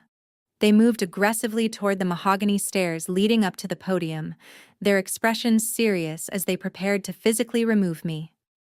But before their polished black shoes could even touch the first step, a tall, imposing figure blocked their path entirely. David stepped out of the shadows and planted his feet firmly at the base of the stage. My husband, the man my family constantly ridiculed as a lowly gardener, squared his broad shoulders. He did not yell. He did not throw a punch or create a chaotic scene. He simply looked at the two large guards with the cold, immovable resolve of a man defending his wife. "You're not taking another step," David stated, his voice low, steady, and vibrating with absolute authority. "If you lay a single finger on her, I promise you'll need an ambulance of your own. Stand down." The security guards hesitated. They looked at David, sizing up his solid build and the dangerous, unwavering look in his eyes. Then they looked back at my father, who was too paralyzed by shock and public embarrassment to give them a direct, coherent order. The guards took a slow step back, silently deciding that a physical altercation in front of 50 millionaire investors was well above their pay grade. David held his ground, turning his head slightly to look up at me. He gave me a single, solid nod. The floor was entirely mine. I turned my attention back to the massive audience. The elite investors who had just poured their retirement money into Donovan's fund were no longer looking at me with pity or amusement. They were looking at Donovan with dawning, terrible suspicion. The illusion of the billionaire genius was cracking rapidly. But I was not just going to crack it. I was going to shatter it into a million irreparable pieces. I reached into my small black clutch and pulled out a sleek, encrypted USB drive. It was silver and heavy, containing months of painstaking forensic financial investigations, bank statements, and federal tracking logs. Right next to the podium sat the presentation laptop Donovan had so carefully prepared to showcase his elaborate, meticulously fabricated real estate portfolio. I walked over to the laptop with measured, deliberate calm and smoothly inserted the drive into the port. I tapped the keyboard with practiced precision, routing my encrypted files directly to the massive high-definition projector screen hanging behind me. I turned back to the microphone, looking directly at the wealthy country club members who had blindly wired their life savings into what amounted to nothing more than a black hole. "Thank you all for witnessing my family's incredible charity," I announced, my voice slicing through the heavy, toxic tension that had settled over the ballroom like a suffocating fog. "But I think it is time we move on to the main event of the evening. Would you all like to see what Donovan's $30 million luxury real estate project actually looks like?" The massive high-definition projector screen behind me flickered to life, casting a stark, blinding white light over the sea of elegant guests. The investors and socialites craned their necks, fully expecting to see glossy architectural renderings of $30 million condominiums.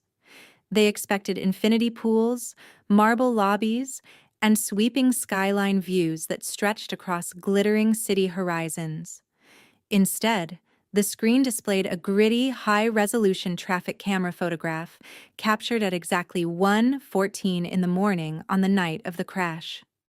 I stepped deliberately to the side of the podium, allowing the entire ballroom and completely unobstructed view. The photograph was utterly undeniable. It showed the shattered front end of the luxury sports car wrapped violently around a concrete median. But more importantly, the automated flash of the traffic camera had illuminated the interior of the vehicle with absolute, brutal clarity. There, sitting in the driver's seat with his hands gripping the steering wheel and his face twisted in sheer, unmistakable panic, was Donovan.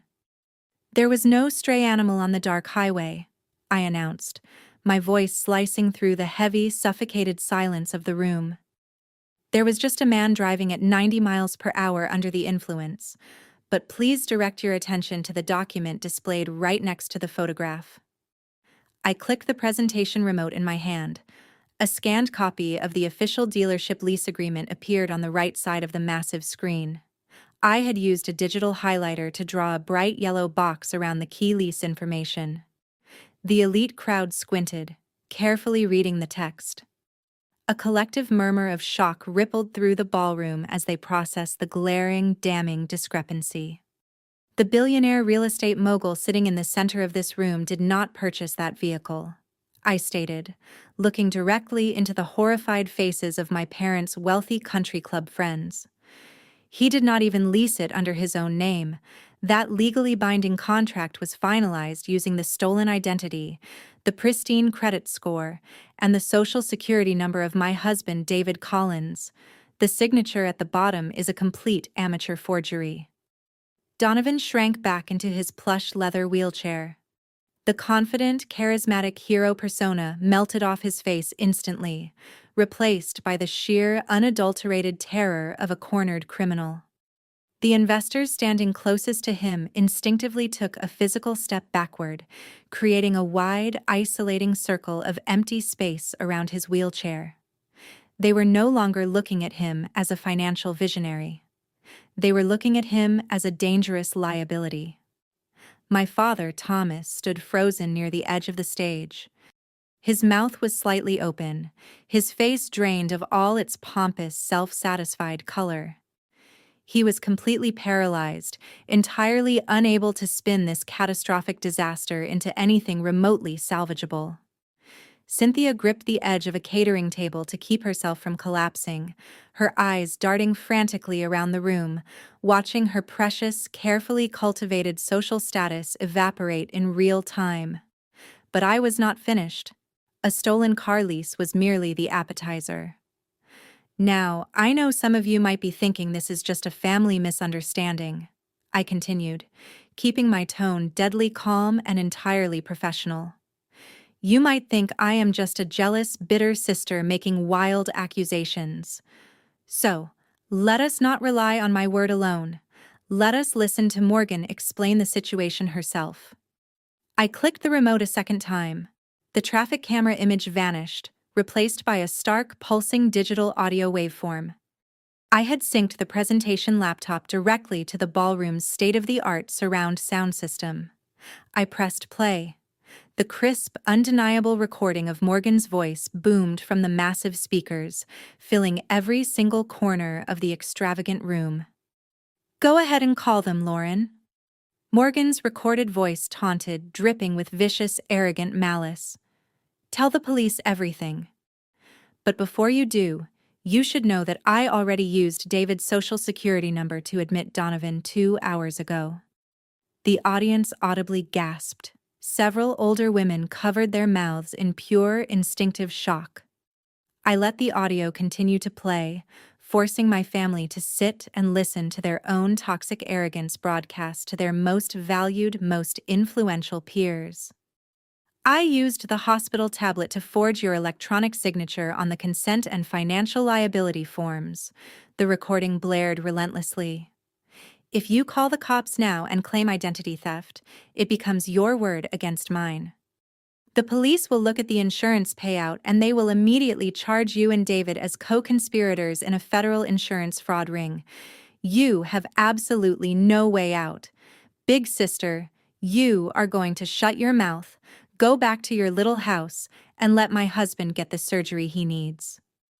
The audio file ended with a sharp, definitive click.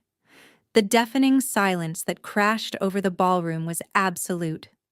The elite guests stared at Morgan in sheer, unadulterated horror. She had just confessed to multiple federal felonies on a crystal-clear audio recording. She had admitted to blackmailing her own sister, forging medical documents, and committing severe identity theft to cover up a drunk driving accident. The perfect golden daughter my parents had spent the entire evening praising and celebrating was exposed as a ruthless, calculating felon. Morgan's face turned an ashen, sickly shade of gray. The blood entirely drained from her cheeks. Her eyes were wide and darting wildly around the room like a trapped animal slowly realizing the cage door had just locked shut. The panic finally broke through her frozen shock. She let out a guttural, frantic scream that sounded completely unhinged. "Turn it off!" Morgan shrieked, her voice cracking hysterically. She hiked up the skirt of her stolen crimson designer dress and lunged violently toward the mahogany stage. Her high heels scrambled frantically against the polished floor. She charged up the steps with her hands outstretched, her manicured claws aimed directly at the presentation laptop sitting on the podium. She was desperate to smash the computer, to rip the cables out, to physically destroy the evidence playing out her complete destruction. She never even made it to the top step. David moved with the lightning-fast reflexes of a man who had been waiting for this exact moment. He stepped directly into her path, placing himself like a solid brick wall between my sister and the podium. As Morgan threw herself forward, David raised his hands and delivered a firm, forceful shove to her shoulders. He did not strike her, but the sheer momentum of her chaotic charge met the immovable, unyielding force of his defense. Morgan let out a sharp yelp as she was thrown violently backward off balance. Her expensive heels twisted beneath her, and she went sprawling hard onto the carpeted floor below the stage. She landed in a tangled, humiliating heap, her stolen designer dress riding up her thighs, her perfectly styled hair falling into a messy, frantic tangle across her flushed and furious face. David stood over her, arms crossed over his broad chest, his eyes burning with absolute protective fury. "Do not even think about taking another step toward my wife," he warned her, his voice a low, dangerous rumble that carried clearly to the front row of the horrified, transfixed audience. Morgan scrambled backward on the floor, breathing heavily, looking up at David in sheer terror. She realized in that exact moment that her physical intimidation tactics were entirely useless. She was completely, irreversibly powerless. I did not even flinch at the chaos unfolding at my feet. I stood tall at the podium, looking down at my sister writhing on the carpet, then shifted my gaze calmly to Donovan, shrinking in his wheelchair. They thought the worst part was already over. They thought medical identity theft was the grand finale of my presentation. They were so incredibly, catastrophically wrong. I gripped the edges of the wooden podium and offered a chilling, perfectly composed smile to the silent, captive audience.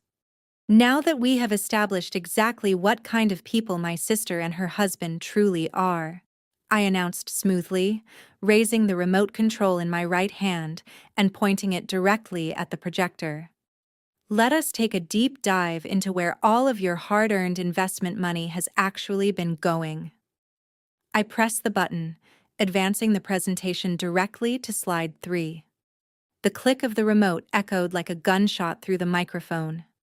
Slide 3 materialized on the massive projector screen, painting the faces of the terrified elite guests in a harsh, glaring white light. There were no architectural renderings, there were no blueprints for luxury high-rises, no glossy promotional photographs of infinity pools, and no gleaming marble lobbies. Instead, the screen displayed a massive, complex digital map composed of bold red lines connecting domestic checking accounts to a sprawling labyrinth of offshore banking institutions. For years, my parents have stood in this very room and told you all that I was just a lowly data entry clerk, I announced, my voice ringing with absolute chilling authority that demanded total silence. They told you I was a minor disappointment who sat in a gray cubicle crunching basic numbers for a mediocre salary. They lied to you. Allow me to properly introduce myself to this assembly. I am a senior financial fraud investigator for the global accounting firm KPMG. My daily job is to dismantle corporate embezzlement rings, track illicit offshore wire transfers, and assist federal agencies in prosecuting high-level financial predators. The collective gasp that sucked the remaining air out of the grand ballroom was absolutely deafening. I looked directly at my father. Thomas had physically staggered backward, bumping hard into a caterer's table.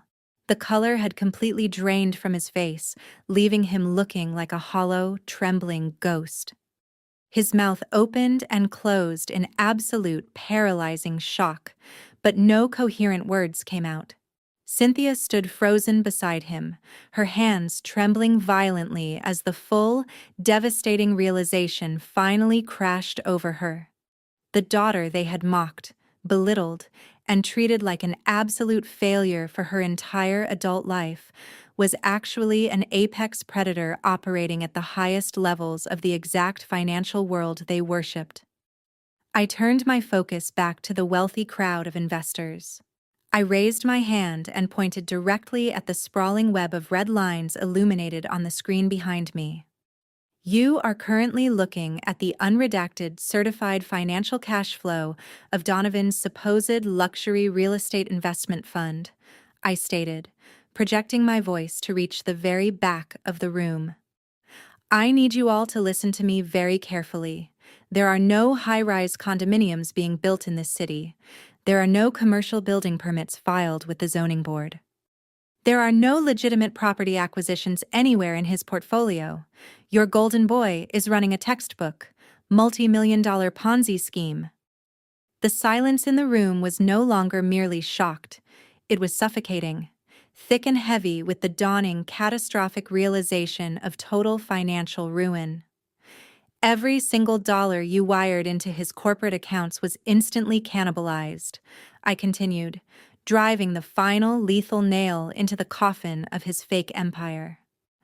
Donovan took your fresh capital and used a tiny fraction of it to pay off the earlier investors, aggressively labeling those transactions as quarterly dividend returns.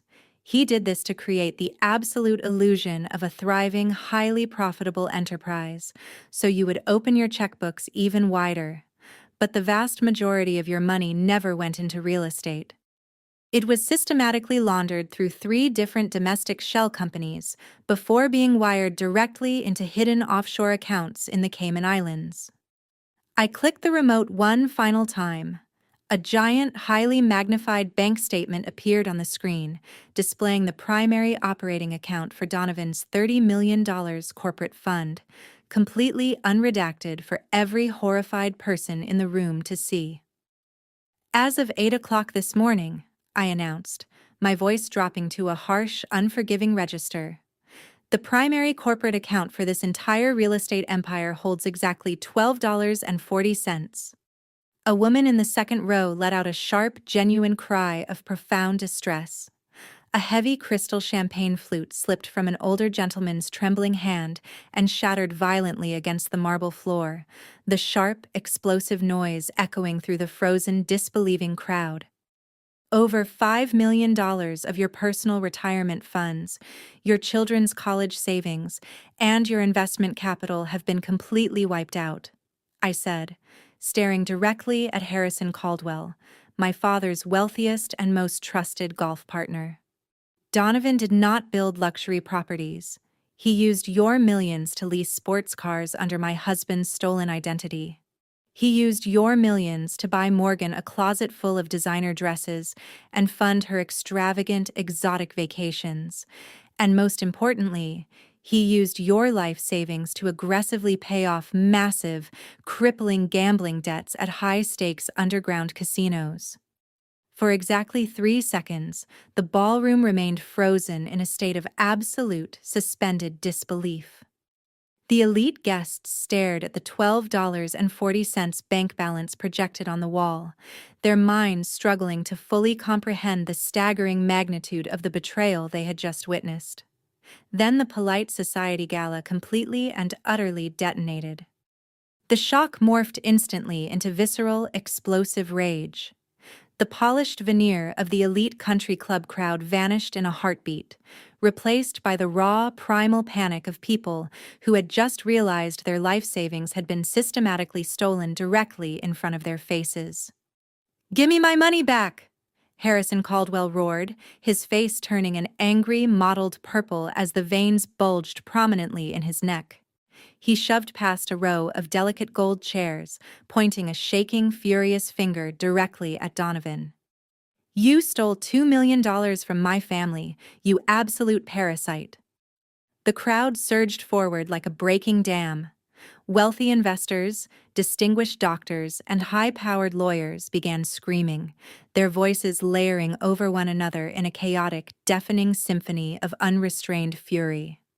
Several guests turned their wrath immediately on my parents, swarming Thomas and Cynthia, backing them aggressively against the buffet tables and knocking over silver trays of expensive appetizers. "You vouched for him!" a prominent socialite screamed directly into my mother's terrified face. "You stood at the country club and told us this was a guaranteed return. You personally set us up to be robbed blind by your own son-in-law." Cynthia cowered in fear, raising her hands in a desperate, pathetic attempt to shield herself from the relentless barrage of furious accusations. Thomas was frantically stammering, waving his arms and trying to deny his involvement, but his voice was completely drowned out by the mob of angry, betrayed friends he had personally recruited for the slaughter. They were demanding their money back, threatening immediate lawsuits, and openly calling him a criminal accomplice. Down on the main floor, the situation turned violently physical. Preston Montgomery, a retired surgeon who had invested his entire pension into the fraudulent fund, lunged directly toward the center of the room. He grabbed Donovan by the lapels of his custom-tailored suit, violently jerking him upward with surprising, adrenaline-fueled strength. The luxurious motorized wheelchair tipped sharply backward, sending Donovan crashing hard onto the polished marble floor. He scrambled desperately, trying to crawl away from the advancing angry mob, abandoning his fake injuries entirely and without a trace of shame. His pristine white cast dragged uselessly behind him as he frantically searched for any available exit. Several other furious investors closed in around him, shouting threats and demanding their money, blocking his every desperate move. Morgan was shrieking hysterically from the sidelines, completely ignored by the very crowd that had once fawned over her every polished word. She tried to grab Preston and pull him off her husband, but another enraged investor shoved her roughly aside. Her stolen crimson dress tore loudly at the seam, and she fell hard against the base of the stage, sobbing in pure, unadulterated panic as she watched her perfect, carefully constructed life disintegrate around her. I stood completely still at the podium, looking down at the absolute total destruction of my toxic family. They had built their entire identities on status, wealth, and fabricated prestige. Now they were being torn apart by the very people they had spent years trying so desperately to impress. I did not feel a single ounce of pity. I watched the chaos unfold with the cold, calculating satisfaction of a woman who had meticulously, patiently engineered her own justice. David stepped up beside me on the stage, wrapping a solid, protective arm around my waist. As the crowd below us descended into complete, uncontrollable riot, he looked down at my parents and my sister with nothing but cold, absolute disdain. Suddenly, a new and terrifying sound sliced through the shouting, the crying, and the relentless shattering of glass. It was a loud, piercing wail, echoing rapidly up the long, manicured driveway of the estate. The deafening shriek of heavy sirens filled the night air, growing louder and more intense with every passing second. Violent, strobe-like flashes of brilliant red and blue light swept aggressively across the grand ballroom's massive floor-to-ceiling windows, painting the chaotic scene inside with the harsh, unmistakable colors of federal law enforcement. The heavy double doors of the grand ballroom did not simply open. They were violently breached. A deafening crash echoed over the screaming crowd as the massive oak doors were shoved wide open, hitting the interior walls with a force that shook the crystal chandeliers overhead and silenced the room in an instant. The chaotic riot of angry investors froze completely. The shouting died in their throats as a disciplined flood of armed federal agents poured into the extravagant space. Men and women wearing dark tactical vests with the letters FBI emblazoned in bold yellow across their chests swiftly and efficiently formed a tight perimeter. Right behind them marched the formidable stone-faced investigators of the Internal Revenue Service Criminal Investigation Division. They moved with absolute, terrifying precision. There was no hesitation, no confusion, no wasted motion. This was a highly coordinated, multi-agency federal raid, and they had come specifically and deliberately to dismantle my family's fraudulent empire. Special Agent Mitchell strode confidently to the center of the room. He bypassed the terrified country club elites entirely, his eyes locked dead onto the pathetic, scrambling figure on the marble floor. Donovan was still desperately trying to drag himself away from the furious mob of investors he had methodically scammed. His pristine white cast scraped uselessly against the polished stone. He looked up at the federal agents, his eyes wide with wild, unadulterated panic. "Donovan Mitchell!" The agent's voice boomed across the suddenly silent ballroom, echoing with undeniable, absolute authority. "You are under arrest for federal wire fraud, money laundering, and operating a multi-million-dollar Ponzi scheme. You have the right to remain silent. Anything you say can and will be used against you in a court of law." Donovan tried to play his final desperate card.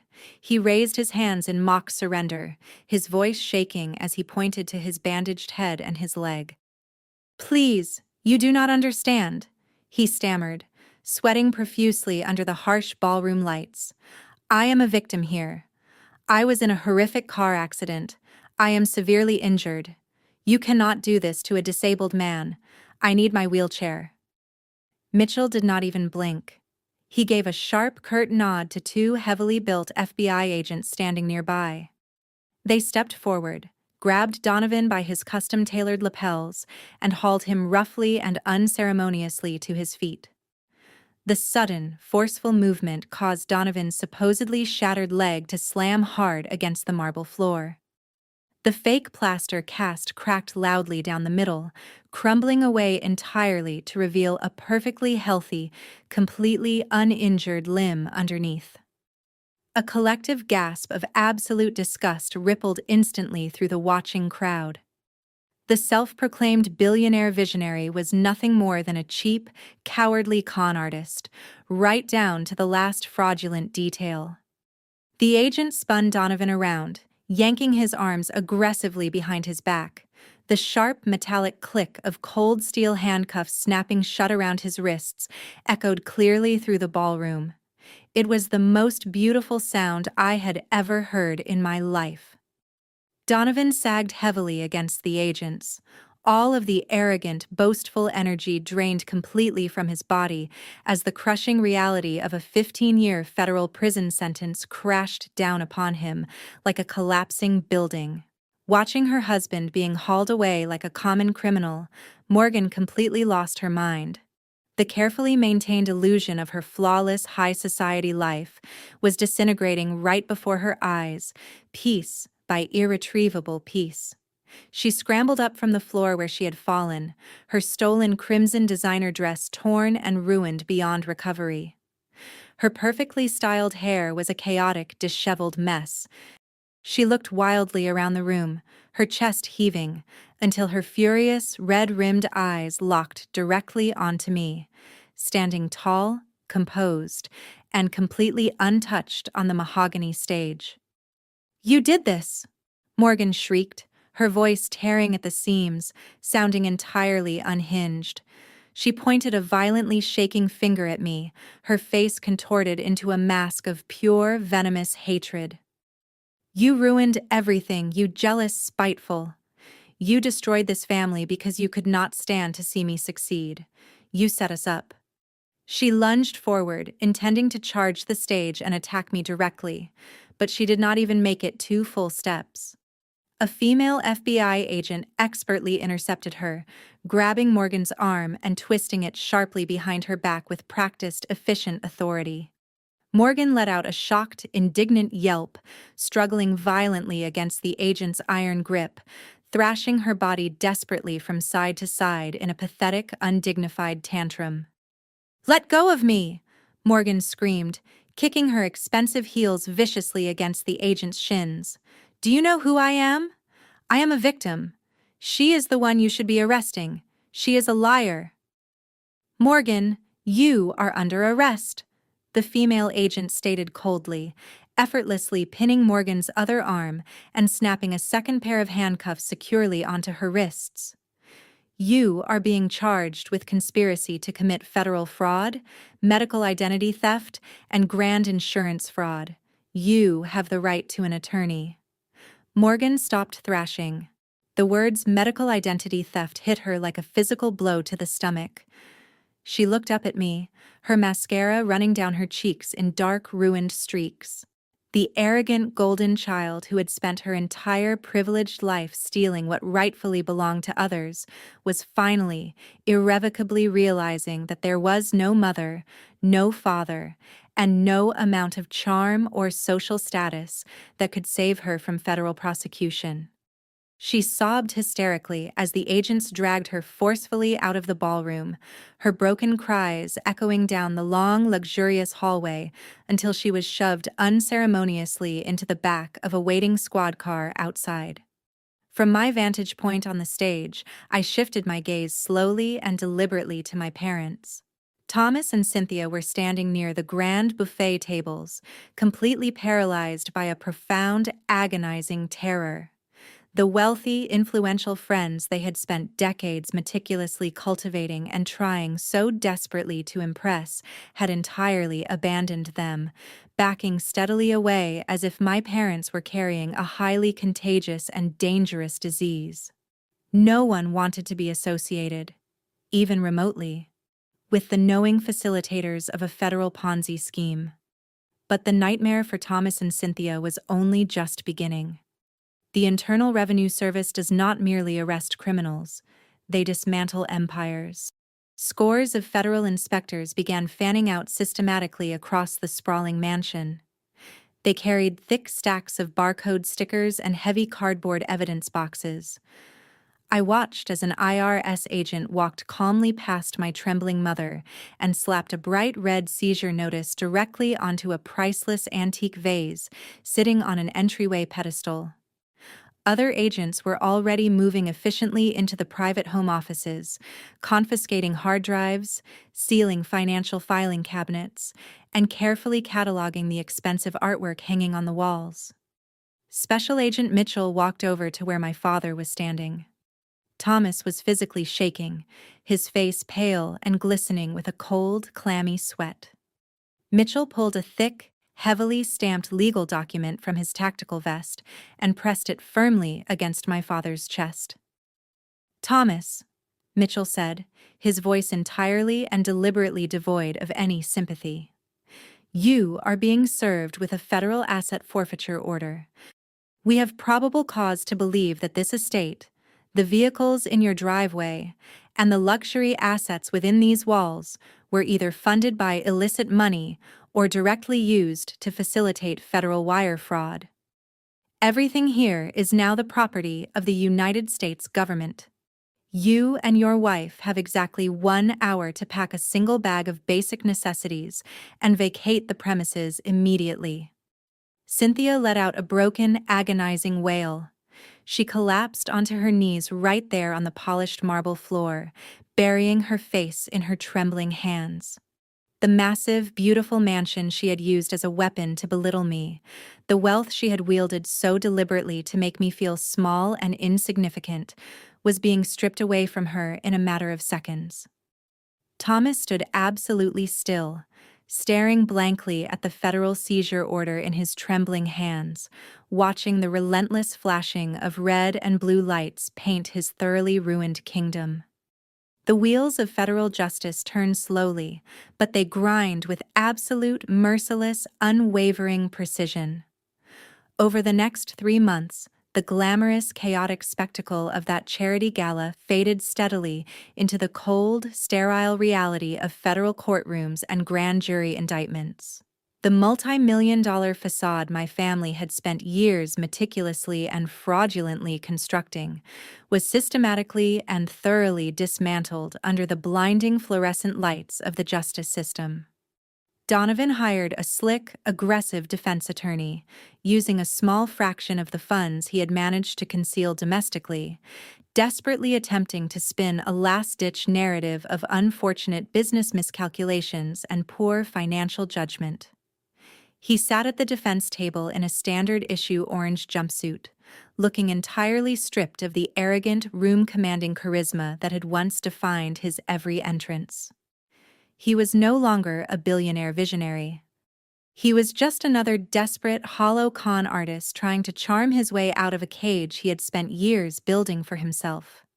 His lawyer argued that the real estate market had simply taken an unexpected and unfortunate downturn, that the funds had been temporarily reallocated to manage liquidity concerns, and that Donovan had always fully intended to pay his investors back in due course.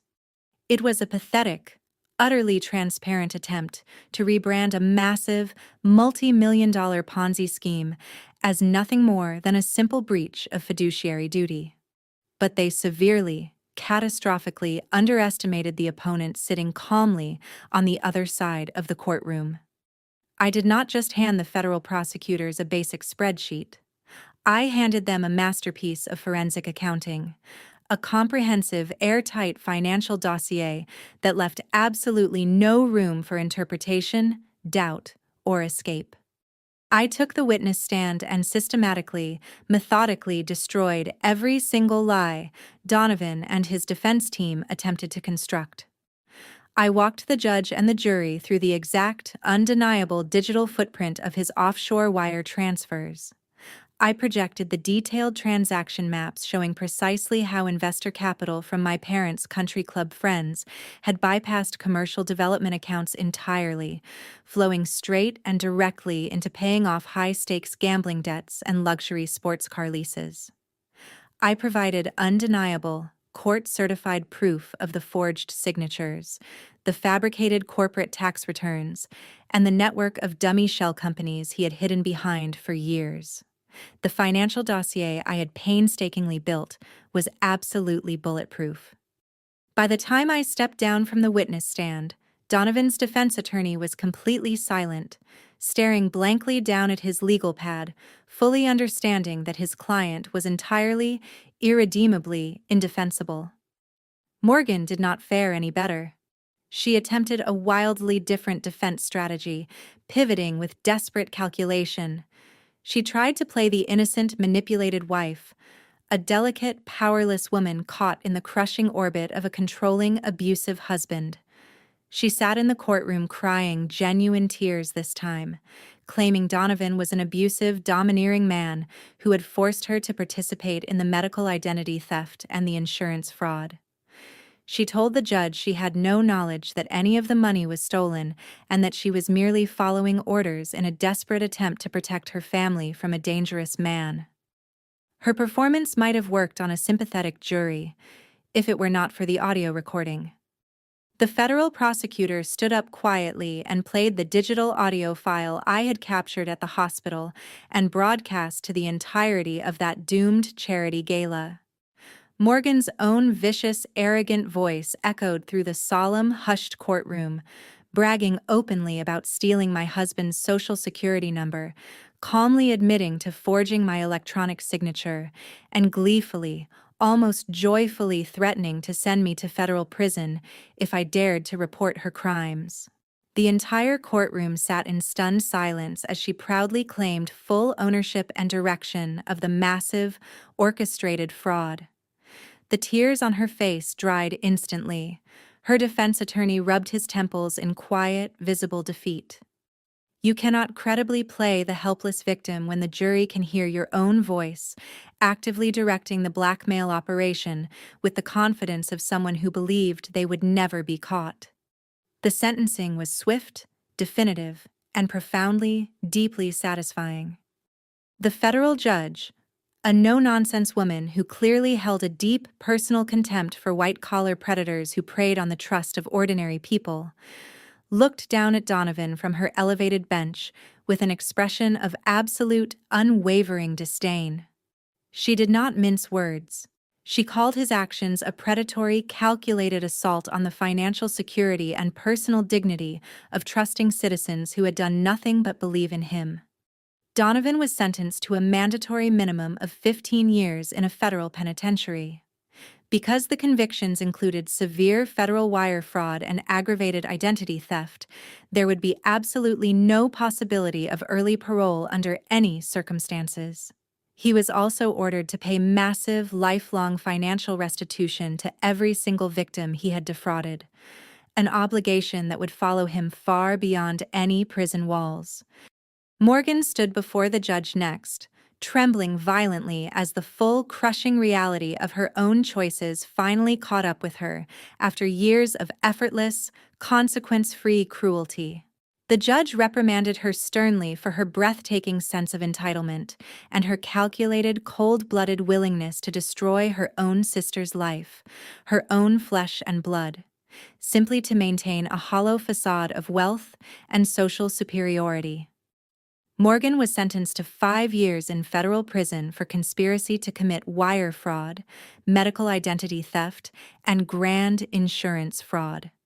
She sobbed hysterically as the bailiffs placed her in handcuffs and led her out of the courtroom, completely and permanently stripped of her designer clothes, her stolen wealth, and her suffocating, arrogant pride.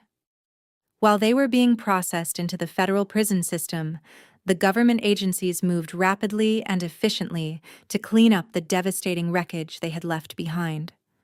The Internal Revenue Service and the Credit Bureau worked directly with my investigative team to completely and comprehensively restore David's stolen identity. Every single fraudulent credit card, every defaulted commercial loan, and the massive $350,000 hospital bill were entirely and permanently wiped from his record. We received the final clearance letter in the mail on a quiet Tuesday morning, and I watched the profound, visible physical weight of months of crushing anxiety completely lift off my husband's shoulders in real time. His pristine credit score was fully reinstated. His landscape architecture business flourished and expanded, entirely and permanently untainted by the chaos my family had so deliberately tried to drag him into. We were completely free from their toxic, suffocating grip, our financial future safe, secure, and entirely our own. As for my parents, Thomas and Cynthia, The federal prosecutors ultimately decided not to pursue direct criminal charges against them.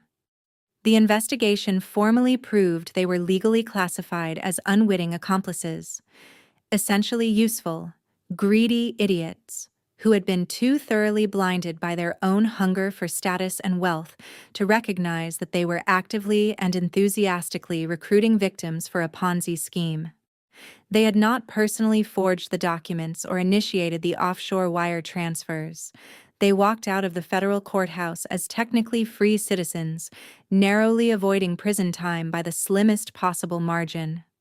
But as I watched them descend the concrete steps of the judicial building, their shoulders slumped and their faces deeply etched with profound, irreversible despair, I knew with absolute certainty that their freedom was a hollow, meaningless victory. They were about to face a reality that, for two people pathologically and completely obsessed with high society prestige and material wealth, was going to prove significantly more punishing and relentless than any prison sentence could ever be. The federal prosecutors might have allowed Thomas and Cynthia to walk out of the courthouse without criminal convictions, but the domestic financial system operates with an entirely different and far less forgiving kind of ruthlessness. Exactly 1 week after Donovan and Morgan were locked securely inside their federal prison cells, a fleet of grim-faced bank representatives and armed local sheriffs arrived at my parents' sprawling suburban estate. Thomas opened his heavy, custom-carved oak front door, fully expecting to bark orders and intimidate his way out of whatever minor inconvenience was standing on his front porch. Instead, a solemn deputy handed him a thick, densely packed stack of immediate foreclosure documents. It turned out Donovan had not merely been stealing cash from the elite country club members. In his desperate, increasingly chaotic final months, trying to keep the massive Ponzi scheme barely alive, my brother-in-law had quietly and fraudulently taken out a massive second mortgage on my parents' beloved mansion, using forged power of attorney documents seamlessly and willingly supplied by Morgan to completely leverage the entire property.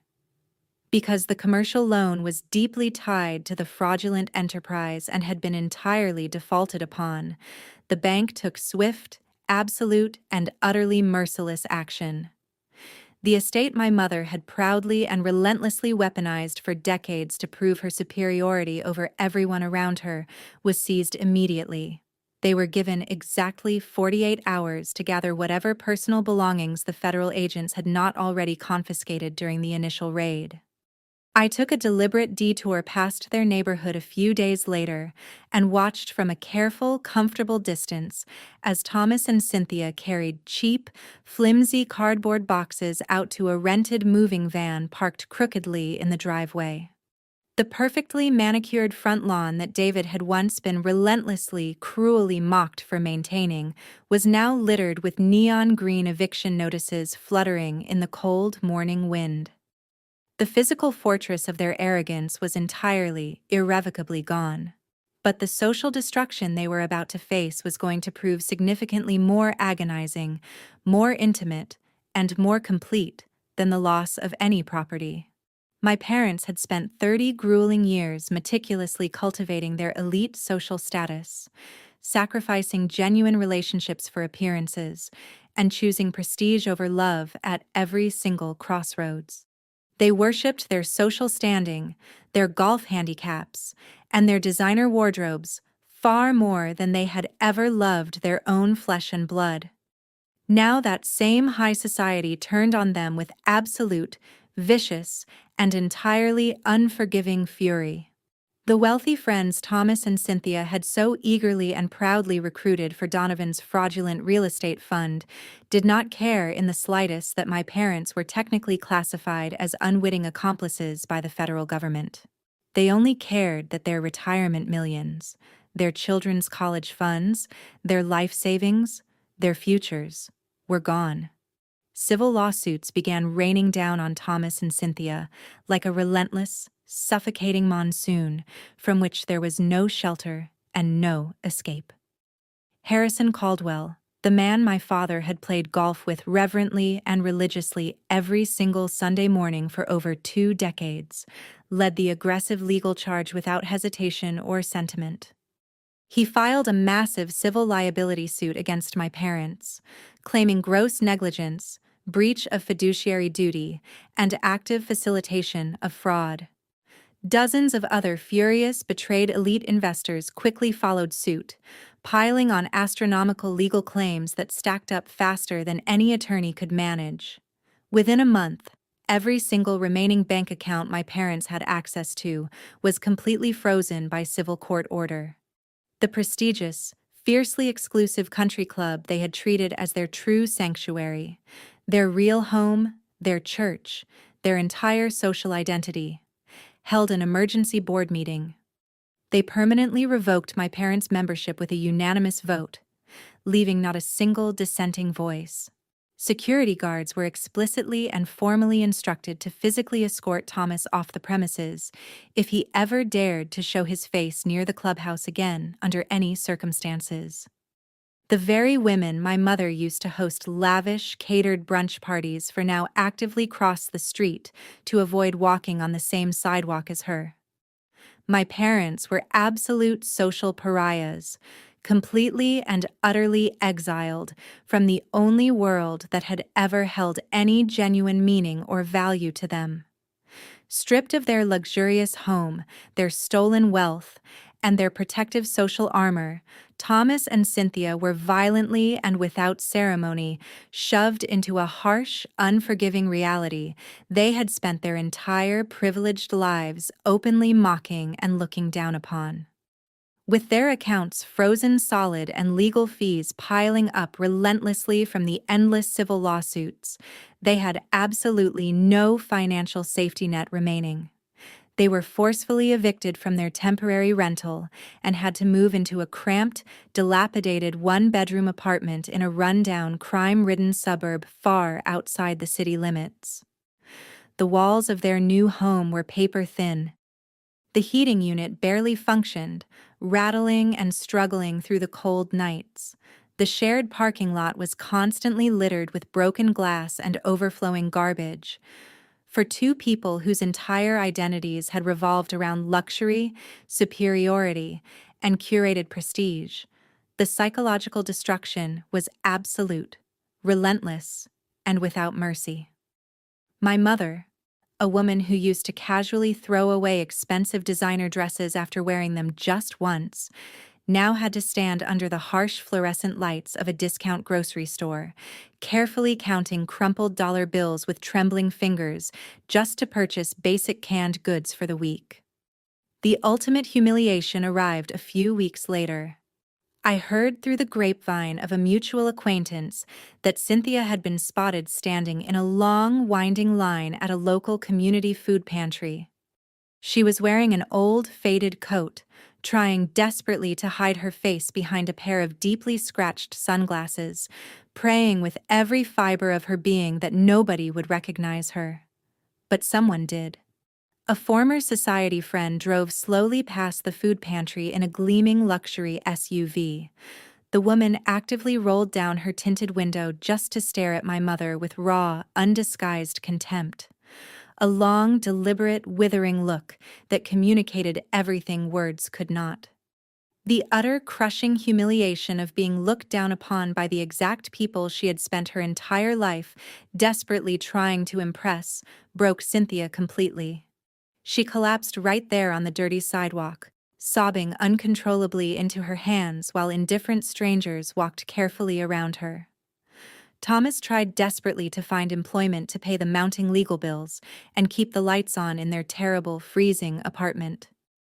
But no respectable firm, no corporate office, and no small business anywhere would consider hiring a 62-year-old man heavily and publicly associated with a national, multi-million-dollar federal fraud case. He was entirely, permanently unemployable. Every door he knocked on remained firmly closed. They were completely trapped in a dark, suffocating nightmare of their own meticulous making, drowning daily under the crushing, relentless weight of their own vanity, greed, and toxic arrogance. They had hit absolute rock bottom with nothing left to cushion the fall. Every single bridge they had ever constructed was burned entirely to ashes. Every friend they had ever cultivated had transformed into a vicious enemy holding an active lawsuit.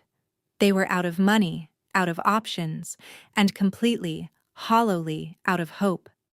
The arrogant pride that had defined and fueled their entire existence was gone, replaced by a desperate, gnawing hunger for basic daily survival. Driven by sheer, unadulterated desperation, they decided to play their very last and most pathetic card.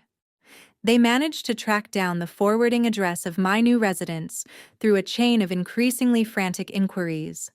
And late one freezing, bitter evening, Cynthia and Thomas dragged themselves to the front entrance of my new home, preparing to beg, openly, shamelessly, and without dignity, the exact daughter they had spent 33 years loudly and publicly calling a complete failure and an embarrassment.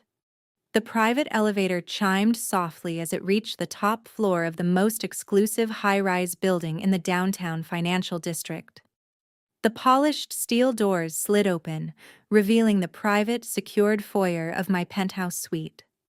For years, I had deliberately and carefully allowed my parents to believe that David and I lived a painfully modest, unremarkable life. I let them mock our suburban starter home and my supposed data entry salary without ever correcting their comfortable, contemptuous assumptions.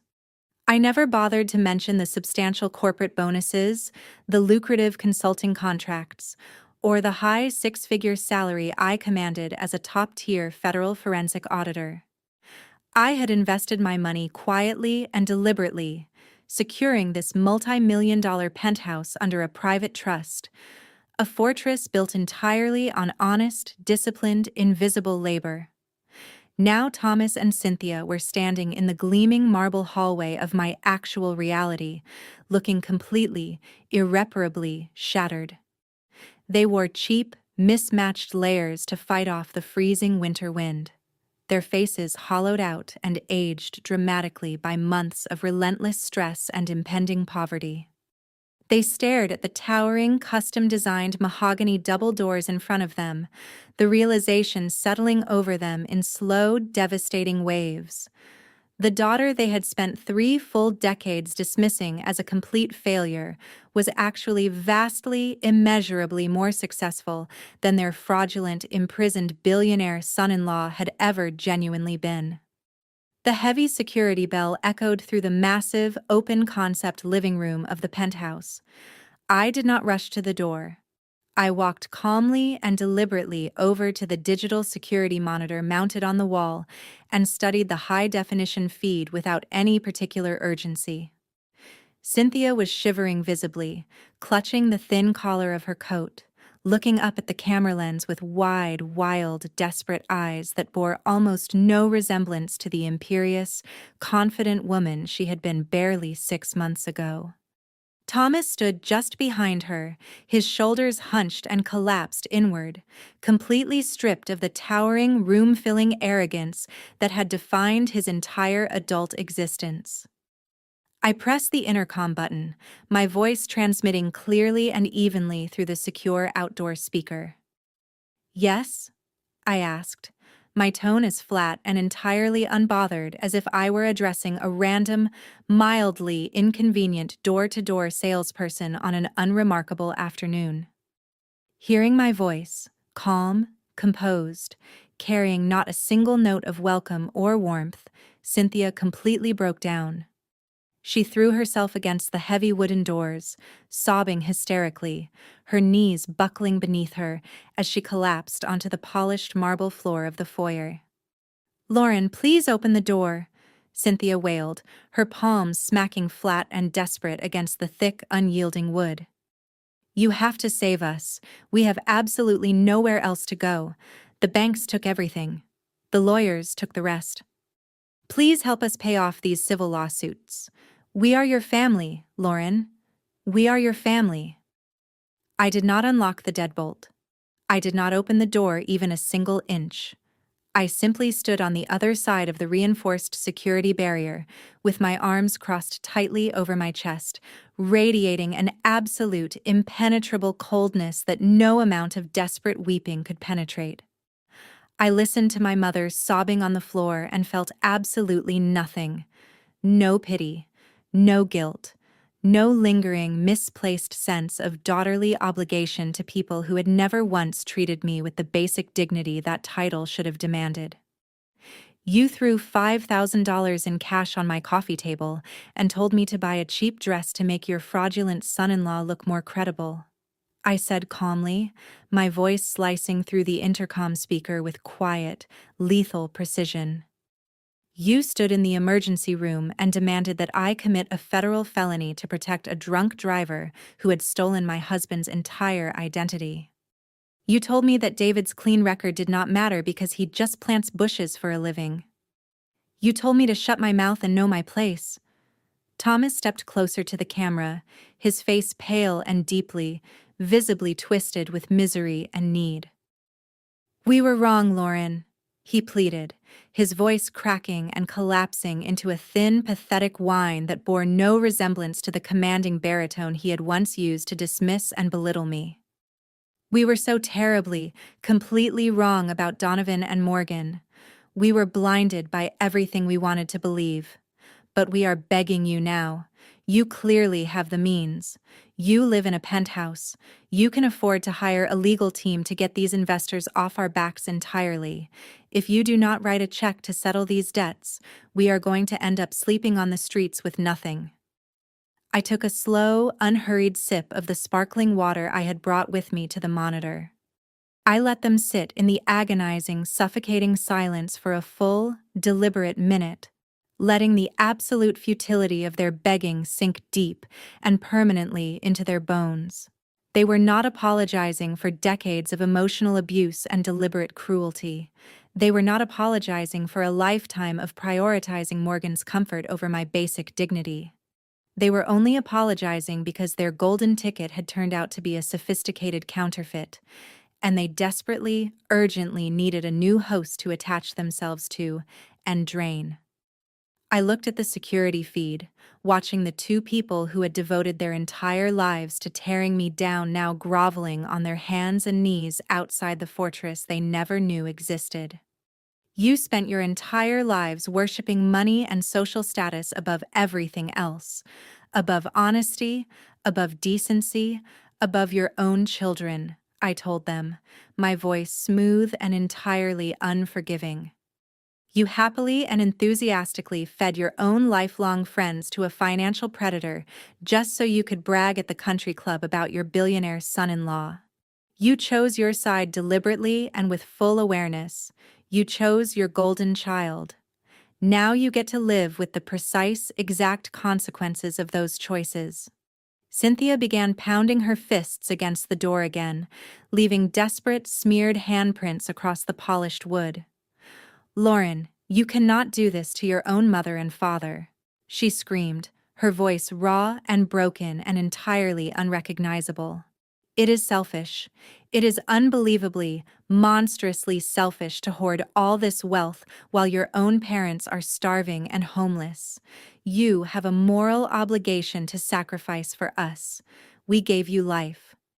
The word selfish echoed and reverberated in the grand, quiet space of my penthouse.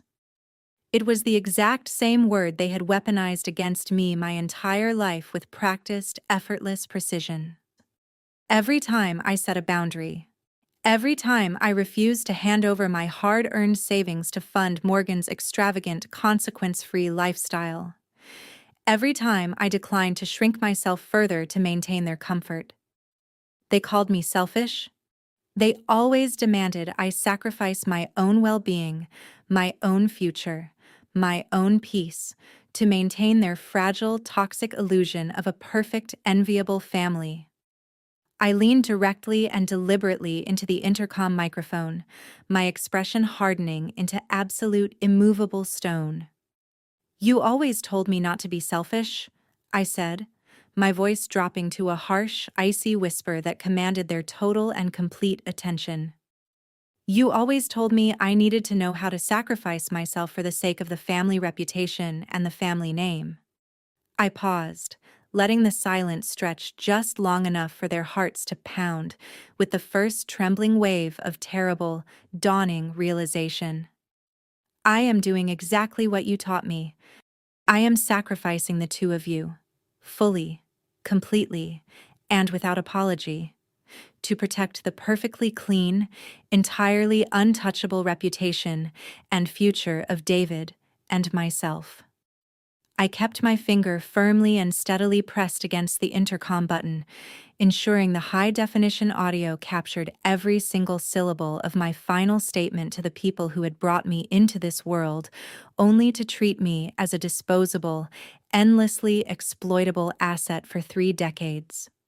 Thomas had finally looked directly up at the camera.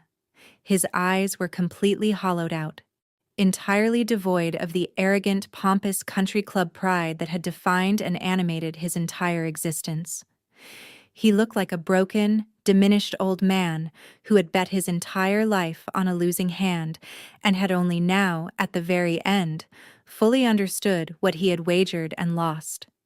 Cynthia was still weeping on the marble floor, her sobs echoing through the pristine, immaculate hallway of my building, a building she had never known existed, built with the quiet, invisible success she had never once thought to credit me with.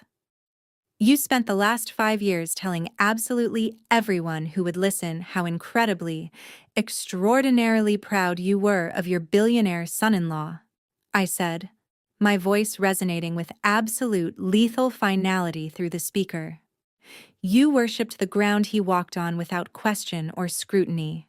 You happily, eagerly offered up your own lifelong friends on a silver platter just to bask in the warm glow of his fabricated glory.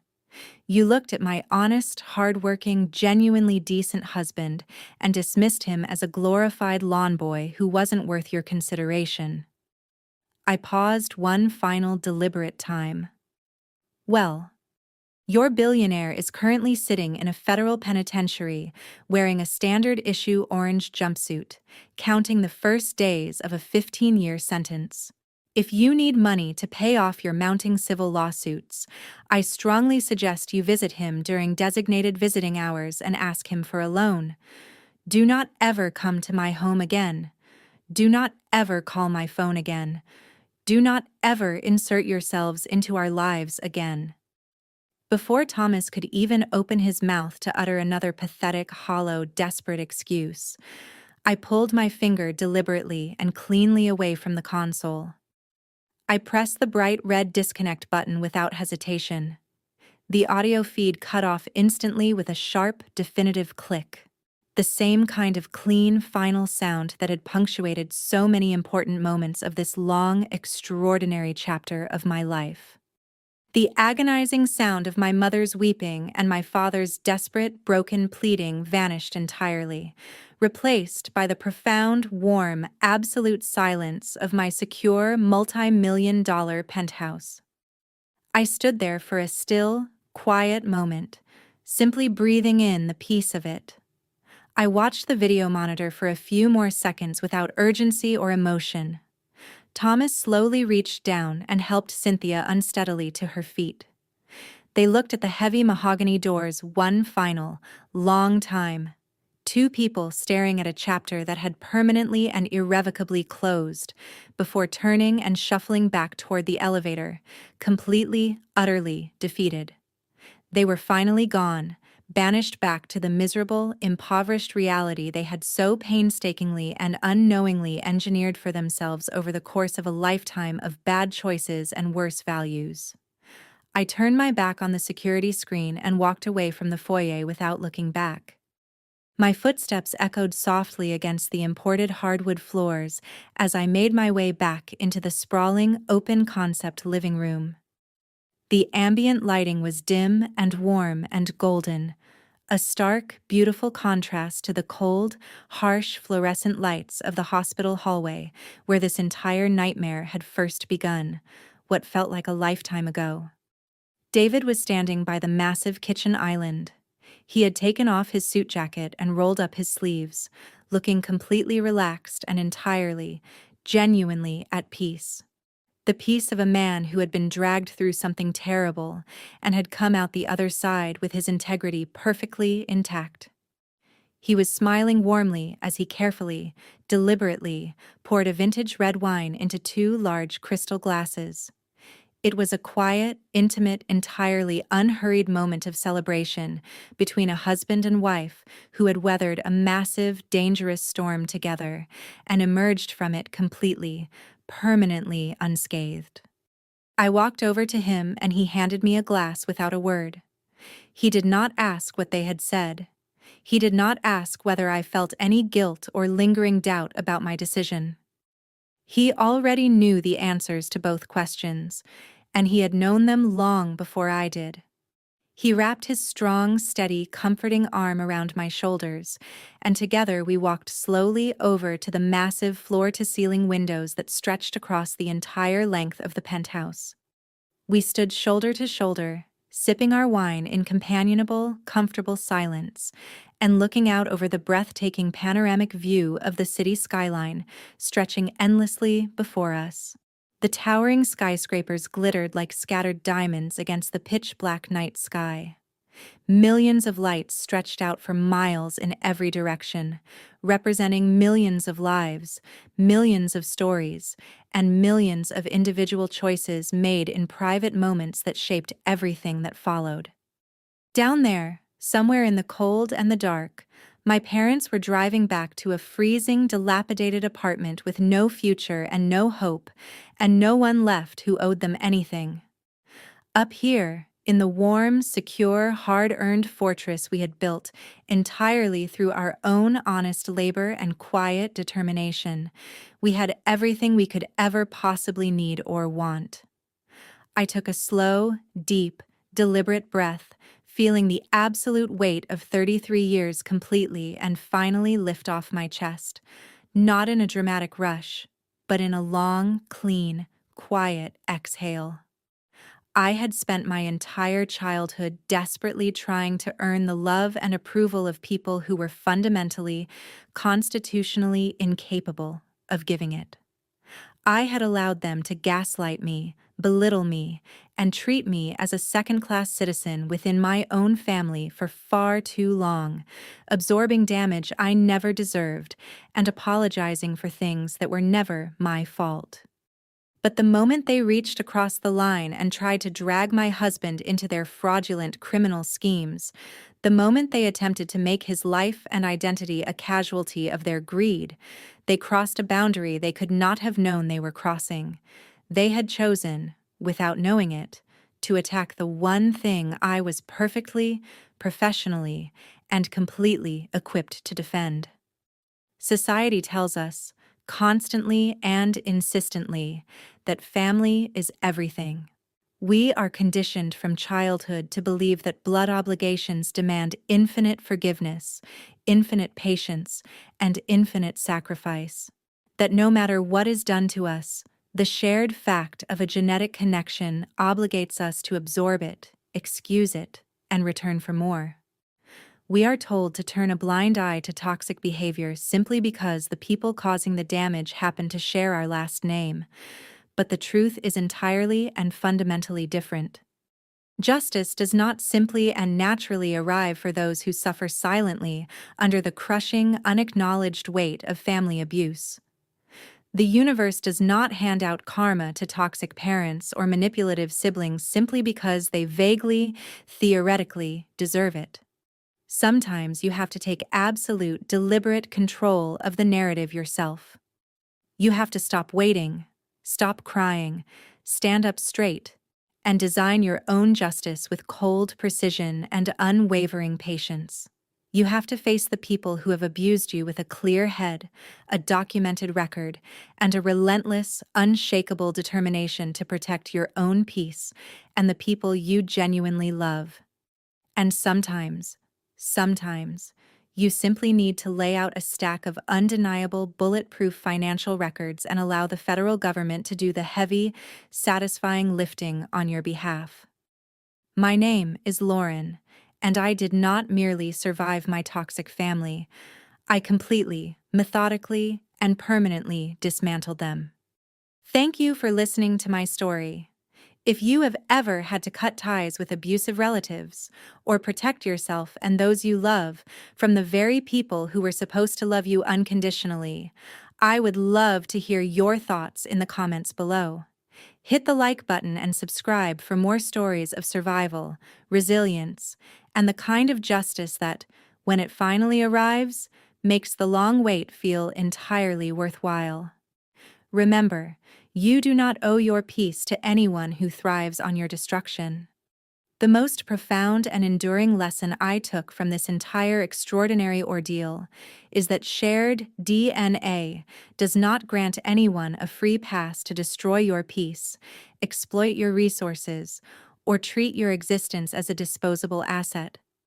Society conditions us relentlessly to believe that we must endlessly forgive our toxic relatives, keep the peace at any personal cost, swallow our pain quietly, and protect the family name above all else.